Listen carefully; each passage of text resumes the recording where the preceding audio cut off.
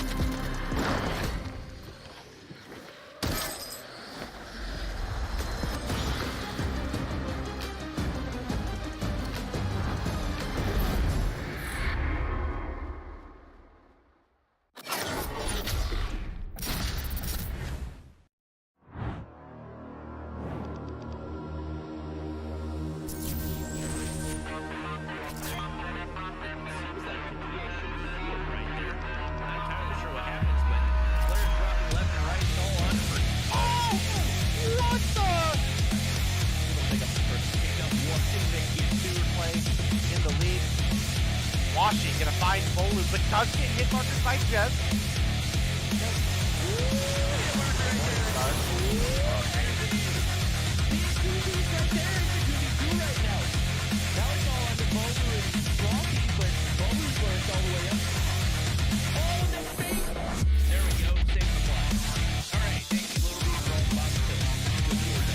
They're now all tied up 1-1. Xitium is going to get taken down by Jez. You can now see Jez pushing up towards the B flag. Rock that 35 round. We have Vague pushing up incredibly far, but this should be a free kill for Xitium. Sure enough, with the push from the backside, finds Jez.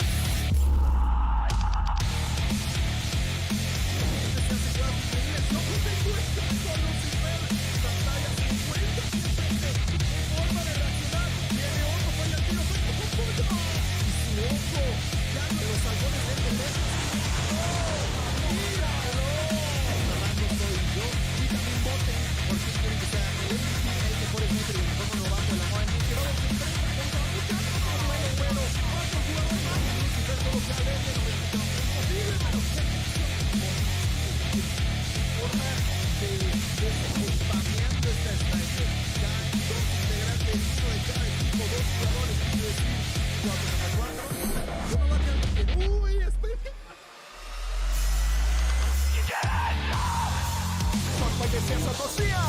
Pofo! Botão no cofrinho do Limits! Pofo pra cima do Delzinho! Double pofo do craque! Faz clique aí, meu chat! Você tá no YouTube, faz o clique da jogada! Tomara tá!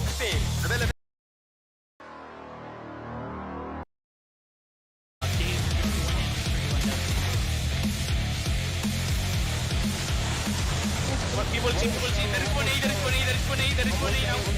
A now. Marvel missed one, but doesn't miss twice. Out. Oh my! Chris, he's all one more. Where you at, homie? I know you're a typical sniper in this area, but right now you're a sniper. With an 80 with close, lucky. Get headshot. Costco, flip the smoke. Get it too, homie! We got a 1v1.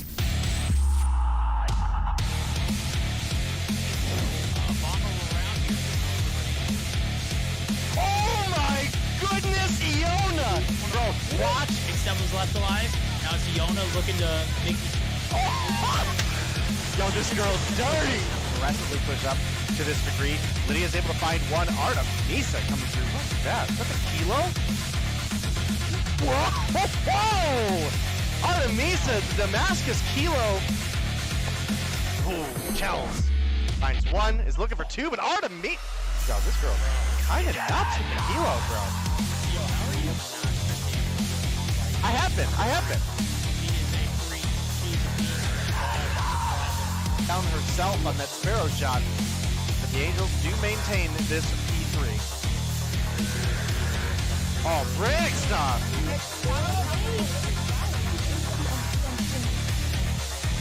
Well, it was looking good for a minute there, Verdict, at the beginning of this round, but it has quickly gone in.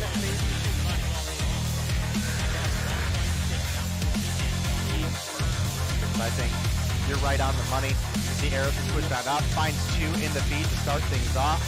Those double kills are worth a ton of points, let alone.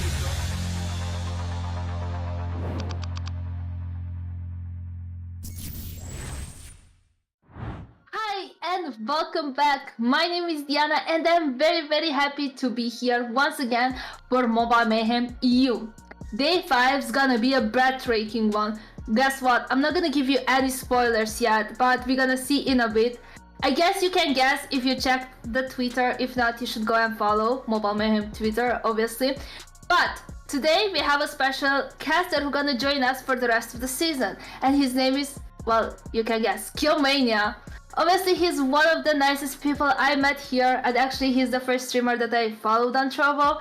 And I played with him, and for more than 2 years we are actually friends, and I'm actually very happy that we have you here, obviously, and I have the chance to work with you once again.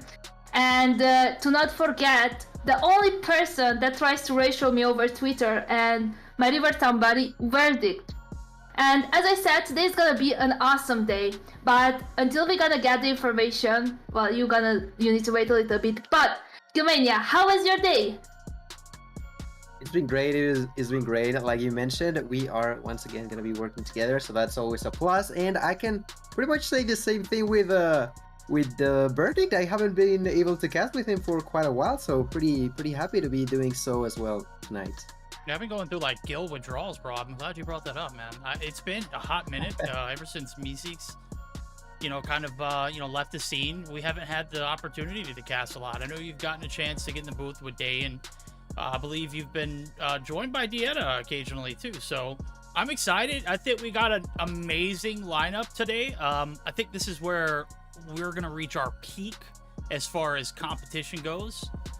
And Deanna, I mean, without further ado, schedule is looking pretty dang spicy if we take a look at it. Yeah, can you go over it? Because I think you would be the person that would give a spoiler to a movie. So can you go over this? Spoil us? Oh, I don't know if that's a compliment or, you know what? I'm just going to take it for face value. We're going to start the night off. It's going to be a banger. It's going to be a doozy. It's going to be a heavyweight. Two of them in the ring. It's Nova Esports, Animus, Stage 5 or Stage 4 champion in Animus, the reigning Mobile Mayhem champions as well. And you got Nova on the opposite side. They're trying to get redemption. Been a few seasons since they've tasted victory, and well, coming up shy on a Stage 4 victory. I mean, second place is great. You got a Stage 5 ticket.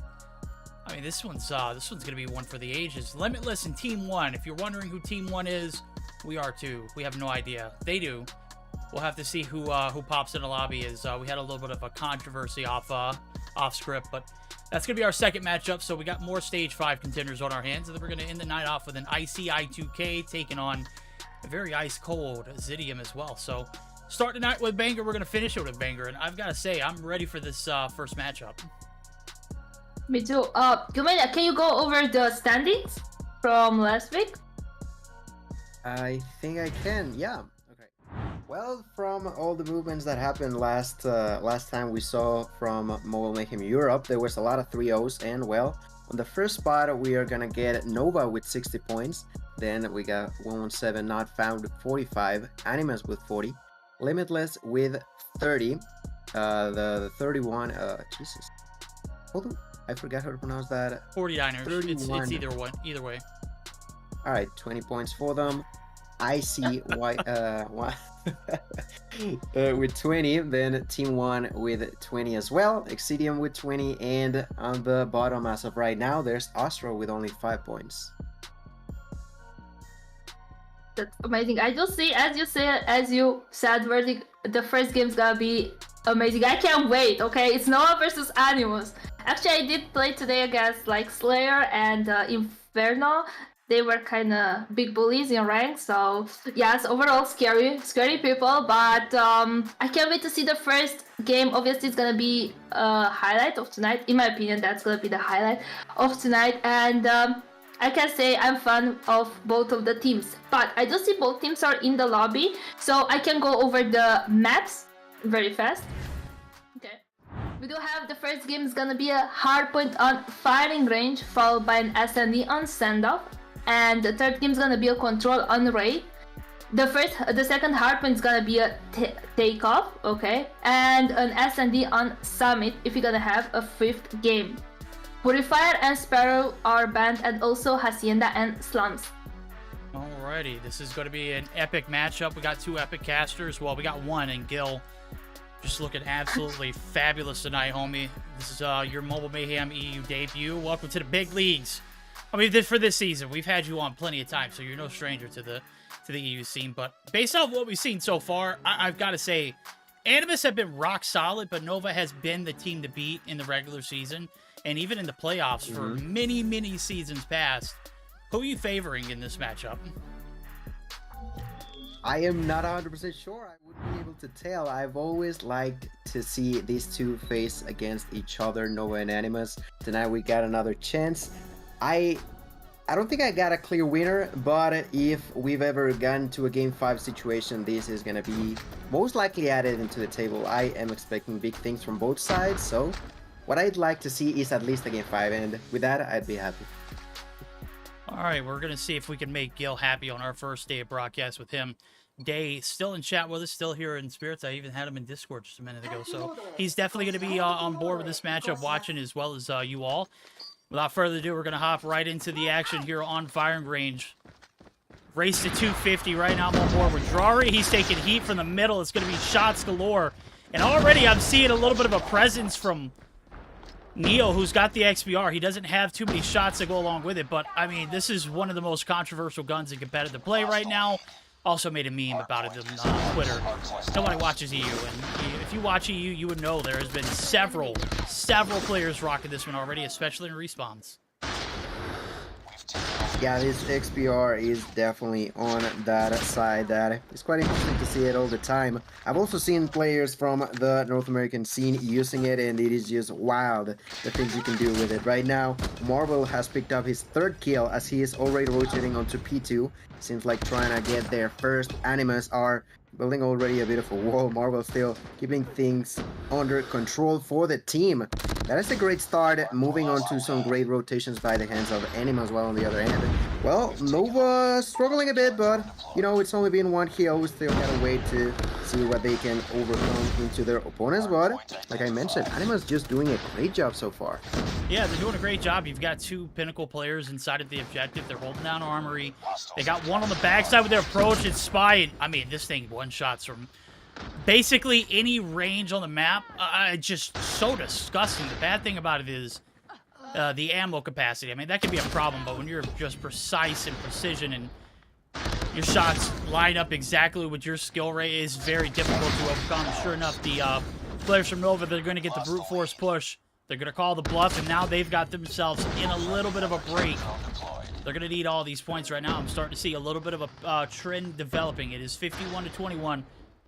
We'll see if Nova can close the gap now as we're getting geared up for that P3 trailer side push. Nova are steadily taking over the map, but they don't have anybody in the presence of this trailer site with 15 seconds left to go on P2. Well, they don't have anyone inside. I definitely like the way they pushed through P2 and got themselves a good chunk of seconds inside of it.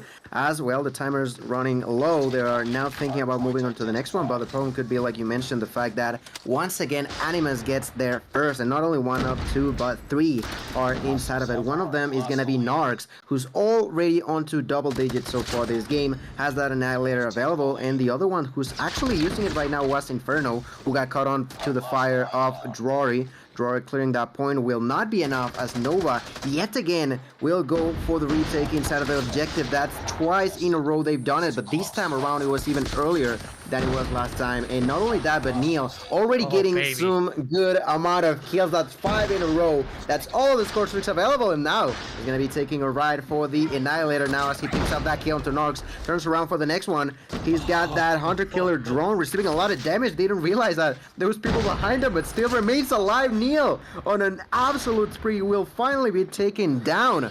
But Nova, this is exactly what I told you about. It took them a while to get here. It was about, I want to say like 3 or 4 minutes, but now they are just killing it, Verdict. Oh, they are. You can see the setup early here for P4. I mean, spoiled P3 spawns. Oh, baby, insert Inferno in the equation. We're talking about people in double digits. We forgot to mention him. He is sitting on 14 with the streaks here for Neil. He's already burned the Predator. He's looking for the Goliath. I'm sure he'll find a way to get it down, but it won't be anytime soon. I'm sure it'll go for one of those value heals, maybe P2, P3 if they're having a little bit of a early setup. Right now, it's the focus. The break is going to come through. Nova are locked and loaded. Might have been a little bit of a rocky start, but nothing rocky here. Goliath being called. I guess when you've got Spy, who's got one in his pocket as well, I didn't even mention him frying, as he's found a lot of success in this one. They're betting it all here in P4. Woodside affair. Grizz trying to pull out the Annihilator. He gets shut down. This Goliath is about half health. It's eating bullets left and right. Surely enough, the overheat's not going to help either, but you've got a little bit of time to save now as you see Inferno again continuing to fry on the outskirts of the perimeter. And Animus may have looked good in P1 and P2, but they have not looked solid after that P3 transition. Yeah, they gotta change what's going on in here. Neil still alive with a Goliath will finally be taken down. Slightly too late. 130 to only 66 for Animus, like you mentioned. Yeah, they are rotating quite good, but the problem is that their defense is not as good as it should be. They are quickly taken out of it, back to back by the hands of Nova. And as we are back onto P1, we're gonna have Drory inside being blasted by Neil's XPR. Yet again, this sniper just putting in so much trouble for a lot of people in the game, and that is just more and more bad news for Animus. They are trying to get some control. They cannot get it, although they have just tried to rotate their players in and out of it. It's just not working whatsoever. Not only that, we talked about the Neil's Goliath. Now Spy also with the Goliath under his belt, available whenever he feels like taking it out for a ride. Let me tell you, this is getting worse and worse by the second into the hands of Animus. It is. We'll see if they progress now through this P2 transition. They didn't get very much off of that P1, and they've pretty much set Nova for success. I mean, you're looking at a full 60, not even going to be able to close the gap completely. And with the way they held P2 last time around, I couldn't anticipate that their holds are going to be any better, as I see just one player on the point for this opening entry. It is going to be the two players there from Nova. That is going to be Spy on the outskirts, getting a little bit of a bump out. And the first advantage looked like it was going to be in favor of Animus. Lo and behold, it's Nova all over the objective. They are cooking. And your head chef is Spy, man, is popping off with 27. Absolutely frying. 27-15 on top. Taking a look at the scorecard, it is a sea of negativity, with the exception of Narcs, who has been that anchor player. Much prefer him being on the objective, but right now, you've got a little bit of an adaptation from Marvel, who's trying to find success with this SKS, but with only 18 seconds left to go, it doesn't look like we're going to get a break. It doesn't even look like we're going to get an attempt. I just saw Drari spawn right on the outskirts of Armory. What are we looking at here? This is very unfortunate for Animus right now. Nova, they look better than ever. A third Goliath verdict. Neil has gotten a second Goliath for himself, as he's now playing with the Annihilator, making sure that no one can steal the Goliath from his allies, who almost lost it in a way. I think the side of Nova should have been slightly more cautious about where they were dropping it, because right now no one can get inside of it. Finally, they get a player to take it, but that could have been really, really problematic. It seems like they've gotten out of that sticky situation now. Spy walking towards the hill will be almost destroyed without even getting inside. Now he finally jumps through it, and through the smoke tries to get a couple of kills, and he does. That is going to be clean yet again in favor of Nova, who are now reaching the 200 mark for themselves. Animus under a lot of pressure, under a lot of problems, and they don't have anything to clearly fight back against the opponent, which has been their issue so far this game. A complete 180 from the Animus we had at the start, as they have lost every single bit of control that they hold at the beginning of it. Now, they were so close to getting that triple mark into themselves, but verdict, I don't know what happened here, but Nova are just shredding their opponents. Oh, they're just looking better right now. This is the smoke coming through. It is spooky season, and jump through the window. Jump scares for Neil. Not going to be able to win the gunny, but he has been just so clutch for this Nova team. Him and Spy especially. Inferno picking up the slack as well. It's going to be the outskirts of this backside of jungle approach. The spawns are going to be compromised, and only 20 seconds left to go. It is one last push here as the long trek through this firing range map is going to be devastating for your spawning out. I mean, one collective unit needs to be pushing in right now. Shots coming through. Gathilla going to be able to get the clearance. It's not going to be enough to stick. Marvel's SKS not going to be able to withstand. Grizz, last-ditch effort. He's the last one there. He's waiting for the rally from the troops. Narc's going to be able to get the trade. They're going to be able to stay alive. No, not so fast, my friend. Nova are going to be able to seal the deal, and that is going to be game one in the nutshell. Just a solid effort from Animus off the rip, but not enough to reel it back in the end game. Was Nova dominating the entirety from that first P3 on, and Animus were never really able to close the gap. Man, what a solid one there from Nova. It's a draw. Stand down. Yeah, Animus tried to press that gas really, really early inside of the game, but then lost track, lost control over this vehicle, and completely got dominated by the hands of Nova. Congrats to them, because let me tell you, the control they were hitting back to back to back, it was just outstanding. Love to see it. And the MVP from Neil is not only because of his 33 kills, but also 2.5 minutes verdict inside of the OVJ for the squad. Neil just was definitely the MVP for the squad in here. Oh, bro, was I mean, he was frying today. Him and Spy both. I mean, I said the head chef was Spy, but man, I mean, it's really difficult not to commend Neil for an MVP performance with all that objective time, and then on top of that, you go, plus or 2 times positive. I mean, this is Animus we're speaking about. This is not some slacker team. This is stage 4 champions. This is your number 1 seed in the stage 5 bid. EU, if you're here to represent, these 2 teams are going to be competing in December on a LAN event. Right now, I mean, just overall solid regain off the backs of Animus slaying out in the very beginning of that. And those XBRs that we talked about, they were really not even a factor towards the end. I gotta say that I definitely love the variety that we tend to see on the weapons, but that XPR has begun to be an issue, although I think it was recently nerfed? If I'm not mistaken. I think there was so they try to change it, but still remains so strong. You said it yourself, you can one shot at so many different distances with that area of effect of a one shot being so big. It is just pretty wild. I even saw, I think it was Space that I was talking about earlier, on an S&D where he was just point blank shooting people and barely aiming, because with it he was just capable to get those shots and with a single bullet get those kills. So that could be problematic. I wouldn't be surprised if we see another nerf within the same season that it already got nerfed, because I think it needs it. I think it might need it. All right, it might need it. We'll see if Animus can completely forget about game 1. It's out the window. You got tossed in a little bit of a blender. We can see if they can come back and on a map that they chose. Firing range was Nova's pick for game number 1, as we saw it just play out. You can obviously see they've been practicing on that map, and it shows. Map number 2, they're going to have to test their luck in the waters against a very sound Search or Destroy, one of the best Search or Destroy teams in the Western scene altogether. Man, when it comes to strats, they are ridiculous. So we'll see if the sniper talent rises up to the occasion and evens this one out. You said you want more than a game 3. I'm betting my bottom dollar on a game 5. It's make it or break it here for Animus. You can't go into another game into that control ray, which I believe is really a toss-up map. Being down 2-0 and bread and butter in Search or Destroy just doesn't pay out for you. That'd be problematic. Verdict, I wanted to ask you, okay, because of these 2 teams and the situation of the XPR, how many snipers do you think we're going to see between the XPR and maybe someone using an SKS? What would be the number for you? We're probably going to see a lot of, XPRs. Off the rip, I guarantee the first round, just like we saw in that Hardpoint, where everyone kind of opened up with a few. I think we had 4 in total.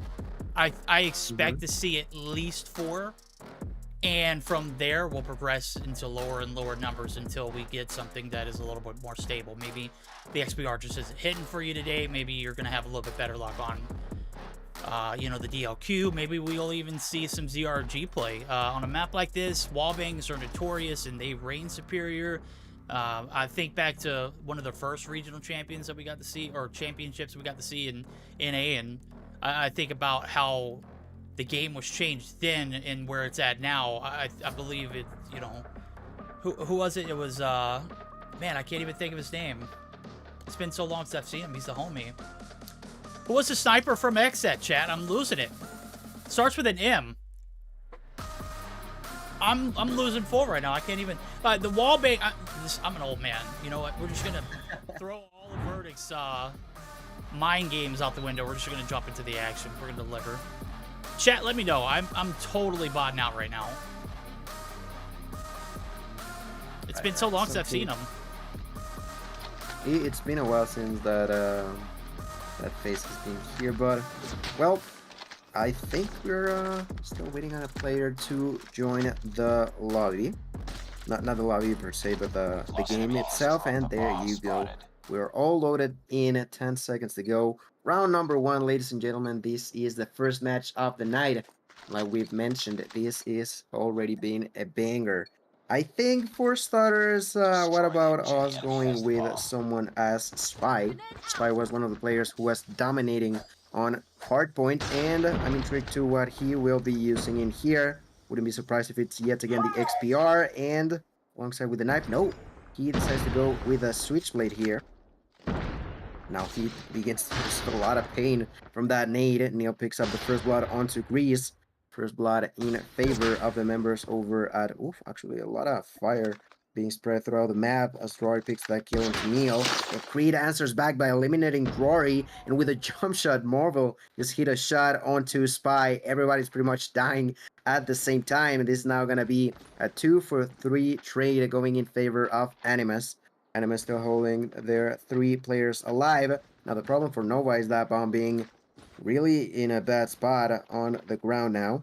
None of them having control now. Saturn's Creed trying to figure out what to do. Saturn finds that kill onto Marvel.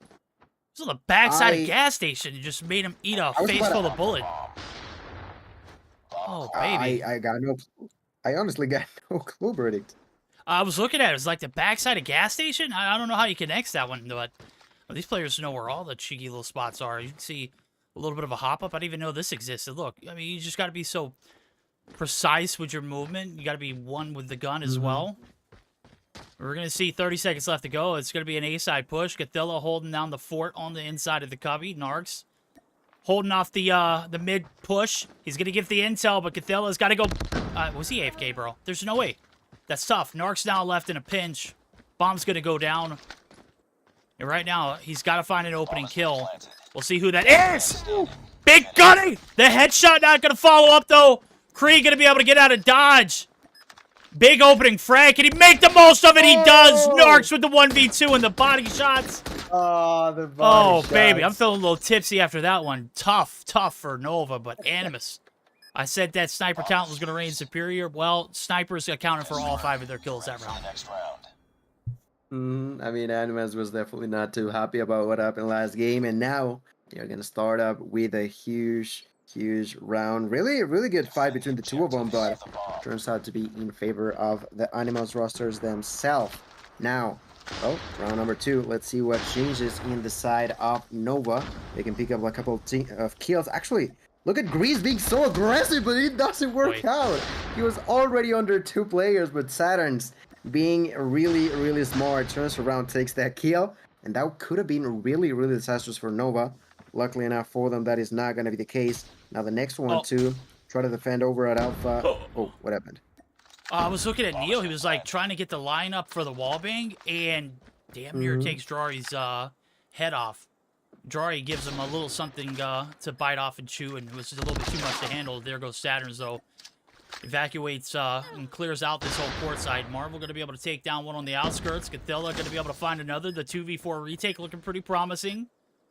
It's all on Saturn's and Creed to play the defense, but with Creed going to be able to take down one, that is going to be enough. Cathilla's going to get caught doing the deed. Saturn's going to deal the damage. That's going to be the 1-for-1 in a very rocky round that could have gone south real quick, but 2 pivotal plays from Saturn's and Creed. They get the gunnies to pop off, and it's going to be 1 round back in favor of Nova, and we're going to be tied right back up, Gil. Indeed. Now, well, let's see what they can do. 2 quick kills in favor of Nova as they immediately begin to push for more. Carrying the bomb is Spy planting the bomb. Helping him out is Saturn's and Creed. Creed being a little bit aggressive. Now Cathilla finds a kill but gets taken down by Creed himself. Now Marvel's trying to make something happen with the sniper and the wallbangs, but that's not going to be the case. Only 35 seconds remain. This round, as fast as he can be, Gris picks up a kill. Marvel gets taken down. Gris is all left alone. Begins to shoot with the switchblade, which will not be enough. Creed, with a really good slide peek there, finds the last kill remaining, and Nova takes the dub. But Verdict, that was just insane how fast they were able to get 2 kills, immediately plant the bomb, and clutch the round right after it. That was just really, really well executed by the entirety of the Nova roster. It is. Right here, we'll see if the aggressive push pays off for Drari. He's going to be the demon through the smoke. Neil's going to be dropped, and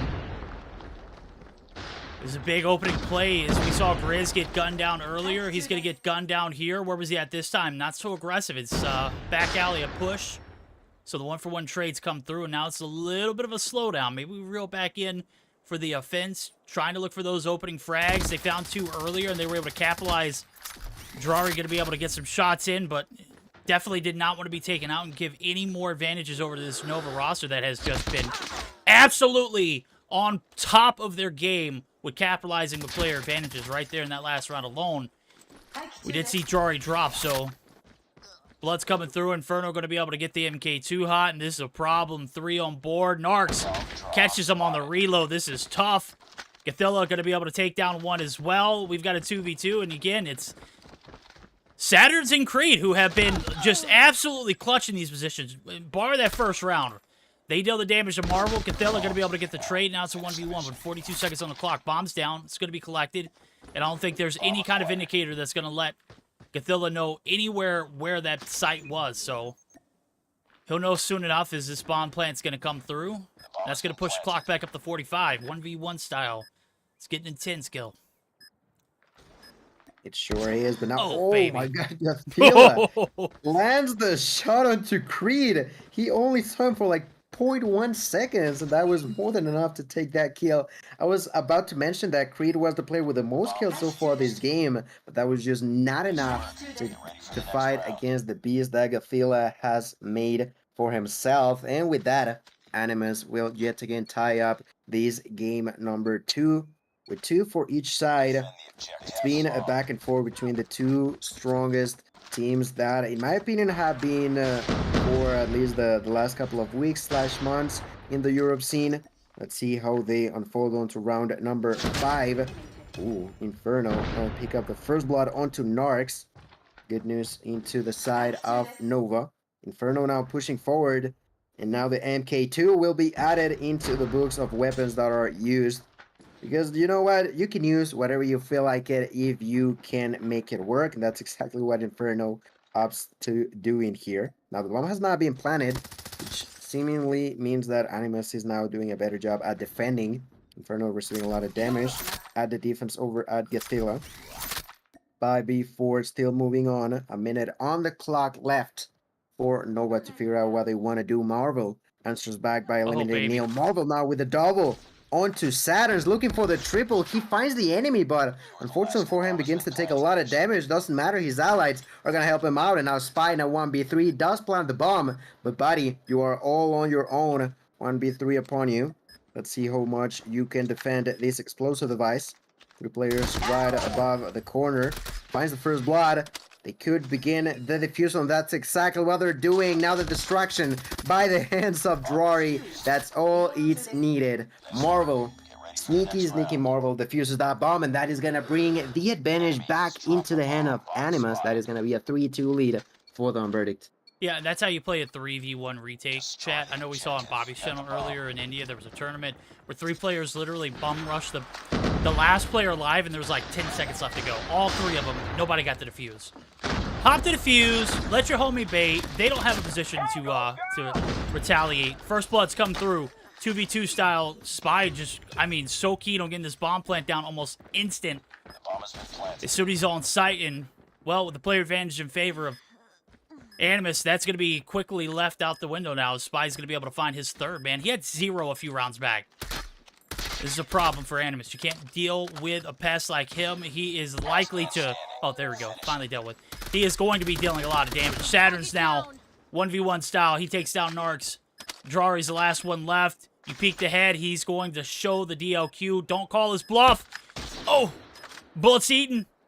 The jump up! The timing! Oh, he's playing time to a T. Saturn's a little bit of a do-si-do. Oh! And just for show, the Switchblade is still top tier. #1 on Bobby's list in top 5 too as well. So, and it shows. Yeah, it definitely does. It definitely does. I gotta say that Saturn's played that so smart. A mixture in between playing around time and, of course, trying to get that last kill to make sure there's no more trouble in here. Now Grace finds the first blood. That is going to be the third one for himself so far this game. And they continue the aggression. Now Drari pushing towards Blue House will find himself in front of Creed. And had no clue what was coming. Drari didn't even shoot a bullet towards his way. That is just bad news for him, as the bomb is now inside of Belly by the hands of Gathila. Gathila waiting. Narx picks up a kill. Gathila waiting for someone to walk by, but there's no one in here just yet. The only one close to him could be Saturn's. Saturn's now joining the fun with the MK2 alongside with the Switchblade. They took down Inferno. Creed gonna eliminate it. Narx. 3 versus 3. Marvel shooting a few shots with the DLQ, but not landing into anybody just yet. They were trying to go aggressive over at Alpha, but his ally is all the way across the map. Let's see how much they can do. The two of them, the kill for Marvel with a pistol, and Grease finish off Spy with that Switchblade. Now Creed is gonna be all on his own. Misses the shot with the DLQ. The enemies are all in there, and I think that was a shot through the wall. I'm not 100% positive, but Marvel will pick up the last kill. I don't know, I feel like that was a weird round by the hands of Nova. Oh, it was. It was a rather unorthodox. They couldn't handle the pressure, but they got the first blood, and Drari drops. But, I mean, you can see the kills in the feed. Animus just were completely in control after that. So Drari's going to find one before he goes. He bites the bullet to a nade. Not sure how that happened. I was trying to catch the action on the flip side of things. Narc's going to be able to even it out. Now it's a little bit of a slower pace search or destroy. You've got 3 players left for both teams. Animus trying to take the advantage and keep it. The last round was absolutely crucial. They were able to clutch it up. The A-side hit coming through. It's Creed right here on the inside. The cubby. Shot's going to give away his location. He's going to have to evacuate. Still able to play his life now. No reinforcements. I see where Creed and Inferno, or Saturn's and Inferno are at. They're trying to get the cleanup. There goes one, but it's the 1-for-1 trades. Leaving 1 player left, and Inferno going massive. A minute left on the clock. Marvel's dead to rights. Peeks the cubby. The Renetti. No superior. shot. No shot. No mommies. We're tied right back up 4-4. Oh my god, what is this game? So close. You mentioned how important this game was going to be, with how much of a toss-up that Control could be situating these two teams. A 2-0 would be disastrous for Animus and would be almost perfect for Nova. Both team know it now as they begin to be aggressive. Neil gets executed by the hands of Drari. Now Drari has the opportunity to pick up a double kill so far in here. I don't think he realized that Saturn is to the right, but it doesn't matter. He's got the good reflex to go fight. And now as he went for another kill onto Creed, that was just too much for him. Creed now gonna get 12 kills for himself, looking for the 13. Gonna miss the last shot onto the enemy. Grease gonna eliminate Inferno. Creed with a pistol finds the shot onto Grease, but still in a 1v3, only 20 seconds left. There's not a whole lot that you can do, buddy. And you know it. Marvel with a sniper shot with the DLQ will find the last kill yet again. Back and forward, 1 for Animus, 1 for Nova. That is bad news for Nova, as they are yet again on the lower side of the map. The Creed still continues to get an outstanding game with 13 for himself. Yeah, the 2 players that we just continuously talked about in map number 1, not really much of a factor here in map number 2. The double nade. Wanting the advantage, you got it right here. Marvel trying to reel it back in. You got the 2 sniper talents here for Animus trying to make something shake here with a 2v4. They've done the damage on 1, makes it a 2v3. Pretty much it's a 2v1 though, because Spy and Neil have just not really played that well of a search and destroy. We'll give them the benefit of the doubt. Maybe they just exerted all their energy there in the hardpoint. They went hammer. And now the 2 famous snipers on this Animus roster, just freaks of natures. They're leagues and bounds of their own. Narx is going to be able to pick up the bomb, but I think he might have gotten the intel to see who was on side of that interior of Granny's courtyard. We'll see if they can reel it back in now. Trying to find a evening frag while also making their way over the interaction. The shorty. Marvel's going to be able to deal the deed. And that's going to make it even up. 2v2 style. 45 seconds on the clock. I think Marvel might have sights on Spy. We'll see the push along with it. There it goes. Spy wins those. Big gunfight, big interaction, and now it's all on Narks, who is nowhere to get the trade. He's going to be forced to make the push through middle. Neil's going to be able to reap some damage. He's going to get taken down. It's all on Spy. He wins those. We are back and forth. Man, we've seen more lead changes and tied games here in this Search and Destroy. It's a nail-biter right now. It's going to be a photo finish. I'm going to be honest with you. I can't really call it. If they get another nade kill that takes down 2 with them, I could definitely see Nova taking the advantage, but very unfortunate beginning to the round for Animus. You gotta question yourself, like, overtime, question mark? Like, Yeah. that is a real possibility in here. This back and forth is not really too easy for these two teams to deal with. As Inferno begins to push, finds the kill onto Drory, but immediately gets traded by the hands of Gathila. The 4v4 will unfold now, and a complete different strategy from Animus as to when they are on the offensive side than what we saw from Nova. That is a clear difference between the two of them. But the defense is quite similar by the side of Nova. They are usually waiting, being passive, checking on to few kills that they could be getting here and there. But I think you said it perfectly. It feels like the nades have been so important for the... I would say the Nova roster has been the one that has gotten more kills with them, which is a little bit concerning by the hands of Animus. They should have been doing something about it. Now, Neil through the wall will find that kill onto Gathila. The bomb being carried by Marvel, but still not thinking about planting the bomb just yet. They begin to push forward. Now behind the tank, there's Marvel. Marks answers back by eliminating Creed, but then dies to the hands of Neil. Neil with a double. Will put on to the power of Animus. Now Nova want to be the ones on top. Nova wants to be the one on the brink of a victory, and Marvel in a horrible situation. Only 20 seconds on the clock, and buddy, you gotta do something, and you gotta do it fast. No more time for you to mess around with. He begins to push towards the A site. He doesn't seem to find anybody. They're just all hiding, and Spy finally picks out the corner, takes out the kill. Nova with the things back under control. That's a 6-5 lead, and they are gonna be on map point for themselves. Animus, what happened there? You are now on the brink of being really against the wall. Yeah, I mean, this is one of the things we were talking about, trying to, avoid, right? Don't go down 2-0, especially losing one of your best game modes on one of your better maps. Right now, they have a little bit of fight left in them. They're going to be able to take down 2. Make it 3. Drari is going to line him up and knock him down. Creed, Spy left on their own in the 2v5. This is undoable, right? Creed says, absolutely not, Verdict. We still got a little faith to close this one out in a 7-5 fashion. Bloods are going to come through. Creed's going to be able to find one. Spy going to make it even. No, not quite. Shots coming through. They're lining up. Creed damn near catches one. But that might be the ultimate game changer. Creed is just on a different level right now.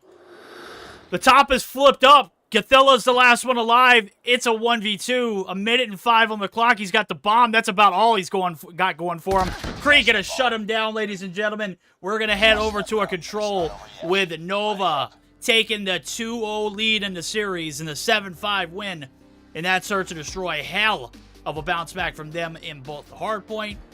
They've always were brim to brim, just stacked up against this Animus team in a very decent... Man, that was a 2v5. How do you clutch that? Freaks. Right? They're just built different, bro. Oh, man. Like, mad props to the side of Nova, but Animus, buddy.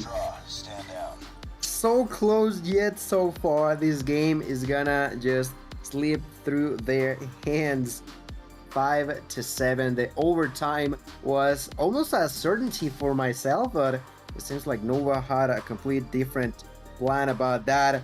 How many kills did Creed gather? Around like 3, 4, something like that? My man was on a spree, he was on a mission, and he completed it to perfection. Greatly done now by Nova. They are now gonna hold a 2-0 lead in their favor. Verdict. I know I said about Game 5, I know you also mentioned that you wanted to see it and there was a possibility of it, but now with these results, do you think that's still on the table? I mean, this is a stage 5, or stage 4 champions, right? They're capable of winning on any and every game mode. This is a toss-up map, though, and I can't really call it based off that information. What I did say was the keys to victory for Animus was you can't go down 2-0. I mean, as much as great as you are on every game mode, you really can't afford to lose a Search and Destroy and be on the brink of elimination and head over to a Game 3, which is on Raid, which, again, I will toss up as a wild card map. I don't see it being lopsided on either side. Defense is strong, attack is strong. It's about all how you play it. So, I don't know. As I'll pull up the best of 5 for everyone to see. As I think Gil might have disappeared from us. Oh, the cart. Yeah, everything is actually. Why does it still have Day's name on it? Can we get that updated, please? What do you mean? It shows the nominee's name. Oh, look at that! I'm the nominee. Let's go. You made a verdict. I don't have it ready. You don't have a day face. I'm big sad right now. I'll have it ready for next time. Whenever there's a chance, whenever there's the opportunity, I'll do it. To shame the admins now, just. yeah. Shame on the admins. Gil, or Day, you got extra gorgeous over the night, bro. I mean, you're already good looking, I really but wish damn. I had the opportunity. But damn. Nah, I don't have access, can't help. Wow. It is what it is. Alright, so we're now getting geared up for control on Raid. You said it yourself. It's not easy to defend, it's not easy to attack. Why did I go blank? What happened there? I don't know, it's like Where did I go? everything kind of just left stage just like, you're not Day, you're Gil, homie. And you know, shame on me because I didn't upgrade the trio graphics, and it showed the nominee's name too. I was like, oh, let me correct that. I'm a bot, man. I'm out of it, dude. I hit the gym earlier today, bro. Let me tell you, I can barely lift my arms right now. That's a good thing. No pain, no gains. All right, I'm looking for those gains. I'm looking to see more out of this matchup than a Game 3, though. Okay, I want to see Animus scrap up and get some gains here in this control because. Right now, I mean, the Search and Destroy was solid, but that was like your saving grace, right? Absolutely. Now they are with their backs against the walls. They are trying to figure out something to make sure they're not losing on a 3-0 fashion. Like, even if you are... If there's a possibility of you losing a best of 5, going without a single victory is just bad news for you. It seems like we are gonna have to reconnect into the game, some sort of issue on one of the sides. But verdict, I don't know, Animus. I still believe in you. There's still a chance for you to come back from this situation, but a single mistake can be the difference between light and darkness for them. So they better keep their eyes wide open as we are gonna be gearing up yet again onto the Game 3. Which could be the last one, but we both hope that is not the last one indeed is. Isn't that right? No, I'm completely on board with that. And I'm also on board with what Deanna said just a moment ago, too. Blame Rollbot. Rollbot is the reason why everything... he's the reason why we don't have nice things here in EU, okay? So, if you want to take out your frustrations on names not being displayed correctly, we'll blame Ronan for that. So, nonetheless, Animus, backs against the wall. You going to be able to make it out alive here and takes that Game 4. We are begging to see at least a Game 4. I would be just, a kid in a candy shop for a Game 5. We got to get over this hump map. It's, like hump day, like Wednesday. This is a thing for me now. It's a hump map. Game 3 is right in the dead center. All right. You've got to be able to rely on your gunnies and your strats without also giving away the whole basket. I mean, I know we've got Stage 5 less than 60 days away. So, you obviously don't want to completely show your hand, but you also want to make this one competitive. Yeah. Look at you go, smart man. I didn't realize until now. Yeah. Yeah, that's hey. It's a hump map, just like hump day. No, chat, don't take that wrong. I'm not saying we got to hump the map. Okay, calm down. I can just imagine. It's just always nice to see one of the best maps out there, right? Verdict, Raid. Yes. Yes. All right, we'll see if we can get Deanna to actually like the Hollywood Hills of California. If Animus can find a way to pull this one out, because I mean, there's no way you hate this map and they win, right? Right. Yeah. Hopefully we get to see something like that happened tonight. So right now, yeah, there you go. Everybody has connected. We are yet again inside of what could be the last game if Animus is just not careful enough. I now begin to wonder who are going to be the ones who repeat the good old strategy of sniper respawn sniping, whatever. Pretty much the same, just got it. Backwards, Neil, yet again with the XPR, will begin to shoot through the smoke, not landing a single shot in here, and now seems like that could be problematic, but it seems like the victory for Drari brings on to a couple extra kills for them. Back and forward beginning, nothing short of the usual between the two of them, right? No, you're absolutely right. We're in the thick of the action right now. It's Nova doing great work here on this B site. Unfortunately, that second tick's not going to go through the kills, and the dogs from Animus, they are just racking up. As you can see, it's only a 2-life lead in favor of the defense. Attacking's, first initial breach into the point. Successfully enough to get a tick onto the progress, but right now we're looking at a different approach. It's the A side, pull side push. Marvel's up top. He's got the XBR in hand as well as Narcs. With him eating bullets through the wall bangs, that's going to be able to clear the presence out of that money room. The heist is going to be completely done. There it goes. Double time in effect. We're getting a little bit of spice here on A, and if you get this job done, you can go ahead and pat yourself on the back. That's a GG's. Well played. They cannot jump towards B. You know what? They are going to jump towards A nonetheless. Great job done. Getting 2 ticks by the hands of Nova, but still unable to actually connect enough time for it. Now Marvel inside of the hill will try to defend himself with a sniper. There's 4 snipers in the side of Animus. The only one who's not using it is, surprise, Grizz, who's just taking a ride with the R9. It is just so wild for me to see now. Gothila is trying to defend onto the bar, but it's not an option. They are going back into capturing both at the same time. Unfortunately for them, the players over at A are going to be knocked out, but Bravo still being captured. Drari trying to defend and will be able to do so as he picks up the double kill. Now looking for the triple, lands it onto Saturns. Looking for more. Drari here will finally be eliminated, but now the lives are super short on both sides, Verdict. Yeah, you can see the approach here from Animus. They're going to pretty much give away A or B for free. The bad thing is for them is only 1 tick of progress needed, so we're going to slow things down for Nova. They're going to try and get a little bit of map control, maybe a few kills to feed the beast. They only need to land a few more to take out this Animus team in the first round on the attacking side. Pressure coming through. It's the laundry side of the map. We're going to see the hit. Spy's going to find one, and now we're looking for the spawn trap. Drari going to be fed to the blender. Creed's gunny is hot. Spy trying to get the final deed in. He's going to be able to find one. Inferno's going to be able to find another. Neil going to be able to pop off. Only 2 lives left here for the defense, but they're standing strong. They've cleared out the jungle side push. Saturn's the last hope. Can he deal the damage? He finds one. Grizz.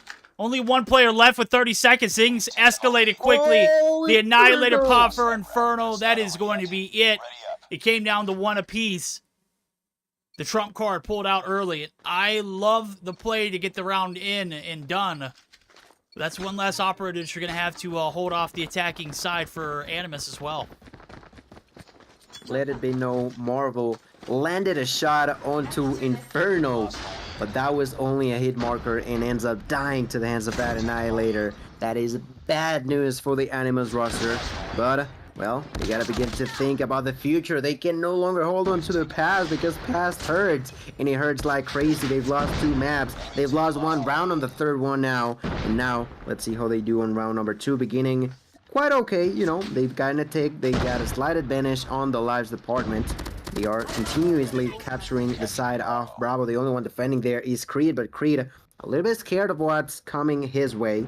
not truly going for the push aggressive defense here, and because of that, the capture immediately gets the objective, sorry, immediately gets captured by the hands of Animus, who are looking for more. My goodness, the aggression from them is unmatched by the opportunities from Nova, who are now struggling. They've lost one OVJ and they are losing on the kill department as well. Bad news by Nova, and finally some light at the end of the tunnel for Animus, but they gotta hold in tight. They gotta continue with things under control, unless, well, they are no longer thinking about a victory, which I highly doubt that's the case for them. Yeah, I mean, this right now, it's back and forth rounds. It's looking like it might be 7-kill advantage. Grizz pops the Annihilator, spawn trap enabled.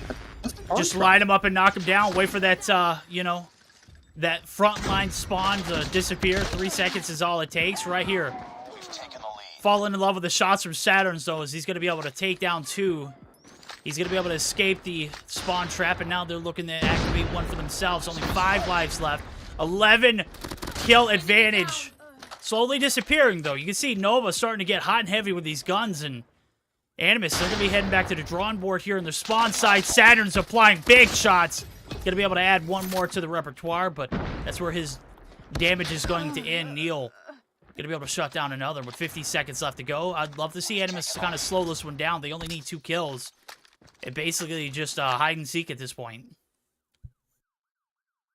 2 lives left. They begin to push through mid. Grease with the Switchblade will get that kill onto Creed. Then Spy falls to the ground by the hands of, I think that may have been Narx, if I'm not mistaken. Wait, no. Yeah? I think it was Narx. It had to have been Narx. It was a great round by Animus. Yeah, I mean, like I said, this is like a toss-up map, right? I mean, there's no clear advantages for the attack or defense. Even though we've seen the attack win both times in a row, I'm looking to see who's going to break the pattern. Look at Grease. Grease already on the side of Zigzag, just as aggressive as he can be. Problem is that no one's walking this way, but he's just wasting his time in a way. Finally, there could be someone that is gonna be Neil, and there you go, Grease. It has worked for you. You have been spotted, which can be good news if you think about it now that he is playing with a shotgun. Narx then finds a kill with a Pred missile. The numbers are still pretty even, 24 to 23. The capture of Alpha continues to be try to be taken by Nova. Grease still alive inside of Zigzag. He kind of heard that there may have been someone behind him, and he was right, but they're not going his way. Grease is trying to have a huge impact, and he could. The problem is that he's not finding as much enemies as he would like. Now there gets a kill, but gets killed at the end by Saturn. The OVJ of Alpha has been taken, and now Bravo is the biggest priority for Animus, as they are 20 to 18. Pretty toss-up situation. Verdict, what would you say about us trying to go do a quick listen in onto one of these 2 teams? Unfortunately, with them competing in Stage 5, I know I heard calm listen-ins for Latham. That is true. We're going to give them a respect, and we're not going to, you know, break the integrity of that. Now, what I will say, Adam, it's nothing against Latham. I just saw it last night. I was like, there's no way they're going to listen-ins for Tribe. I know it was against a little bit of a, you know, not necessarily much competition, but at the same time, I feel like if you're getting prepared for Stage 5, listening shouldn't even be an option. Right here, I wish we could listen in, because you can absolutely see Nova starting to separate themselves from the pack, and they are looking pretty spicy here in Raid. Narc's going to be caught going up the staircase. It looked like he was like, kill me too, daddy.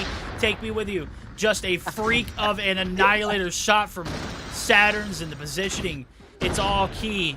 They're going to be able to take the round, and with them being on the attack in the first round, even if it does go the distance, they're going to have that advantage yet again. And so far, we've seen equal opportunity on the attack, and it be the game changer. Can they close it out, though, here on the defense? As we have not seen a rock-solid one yet from either team.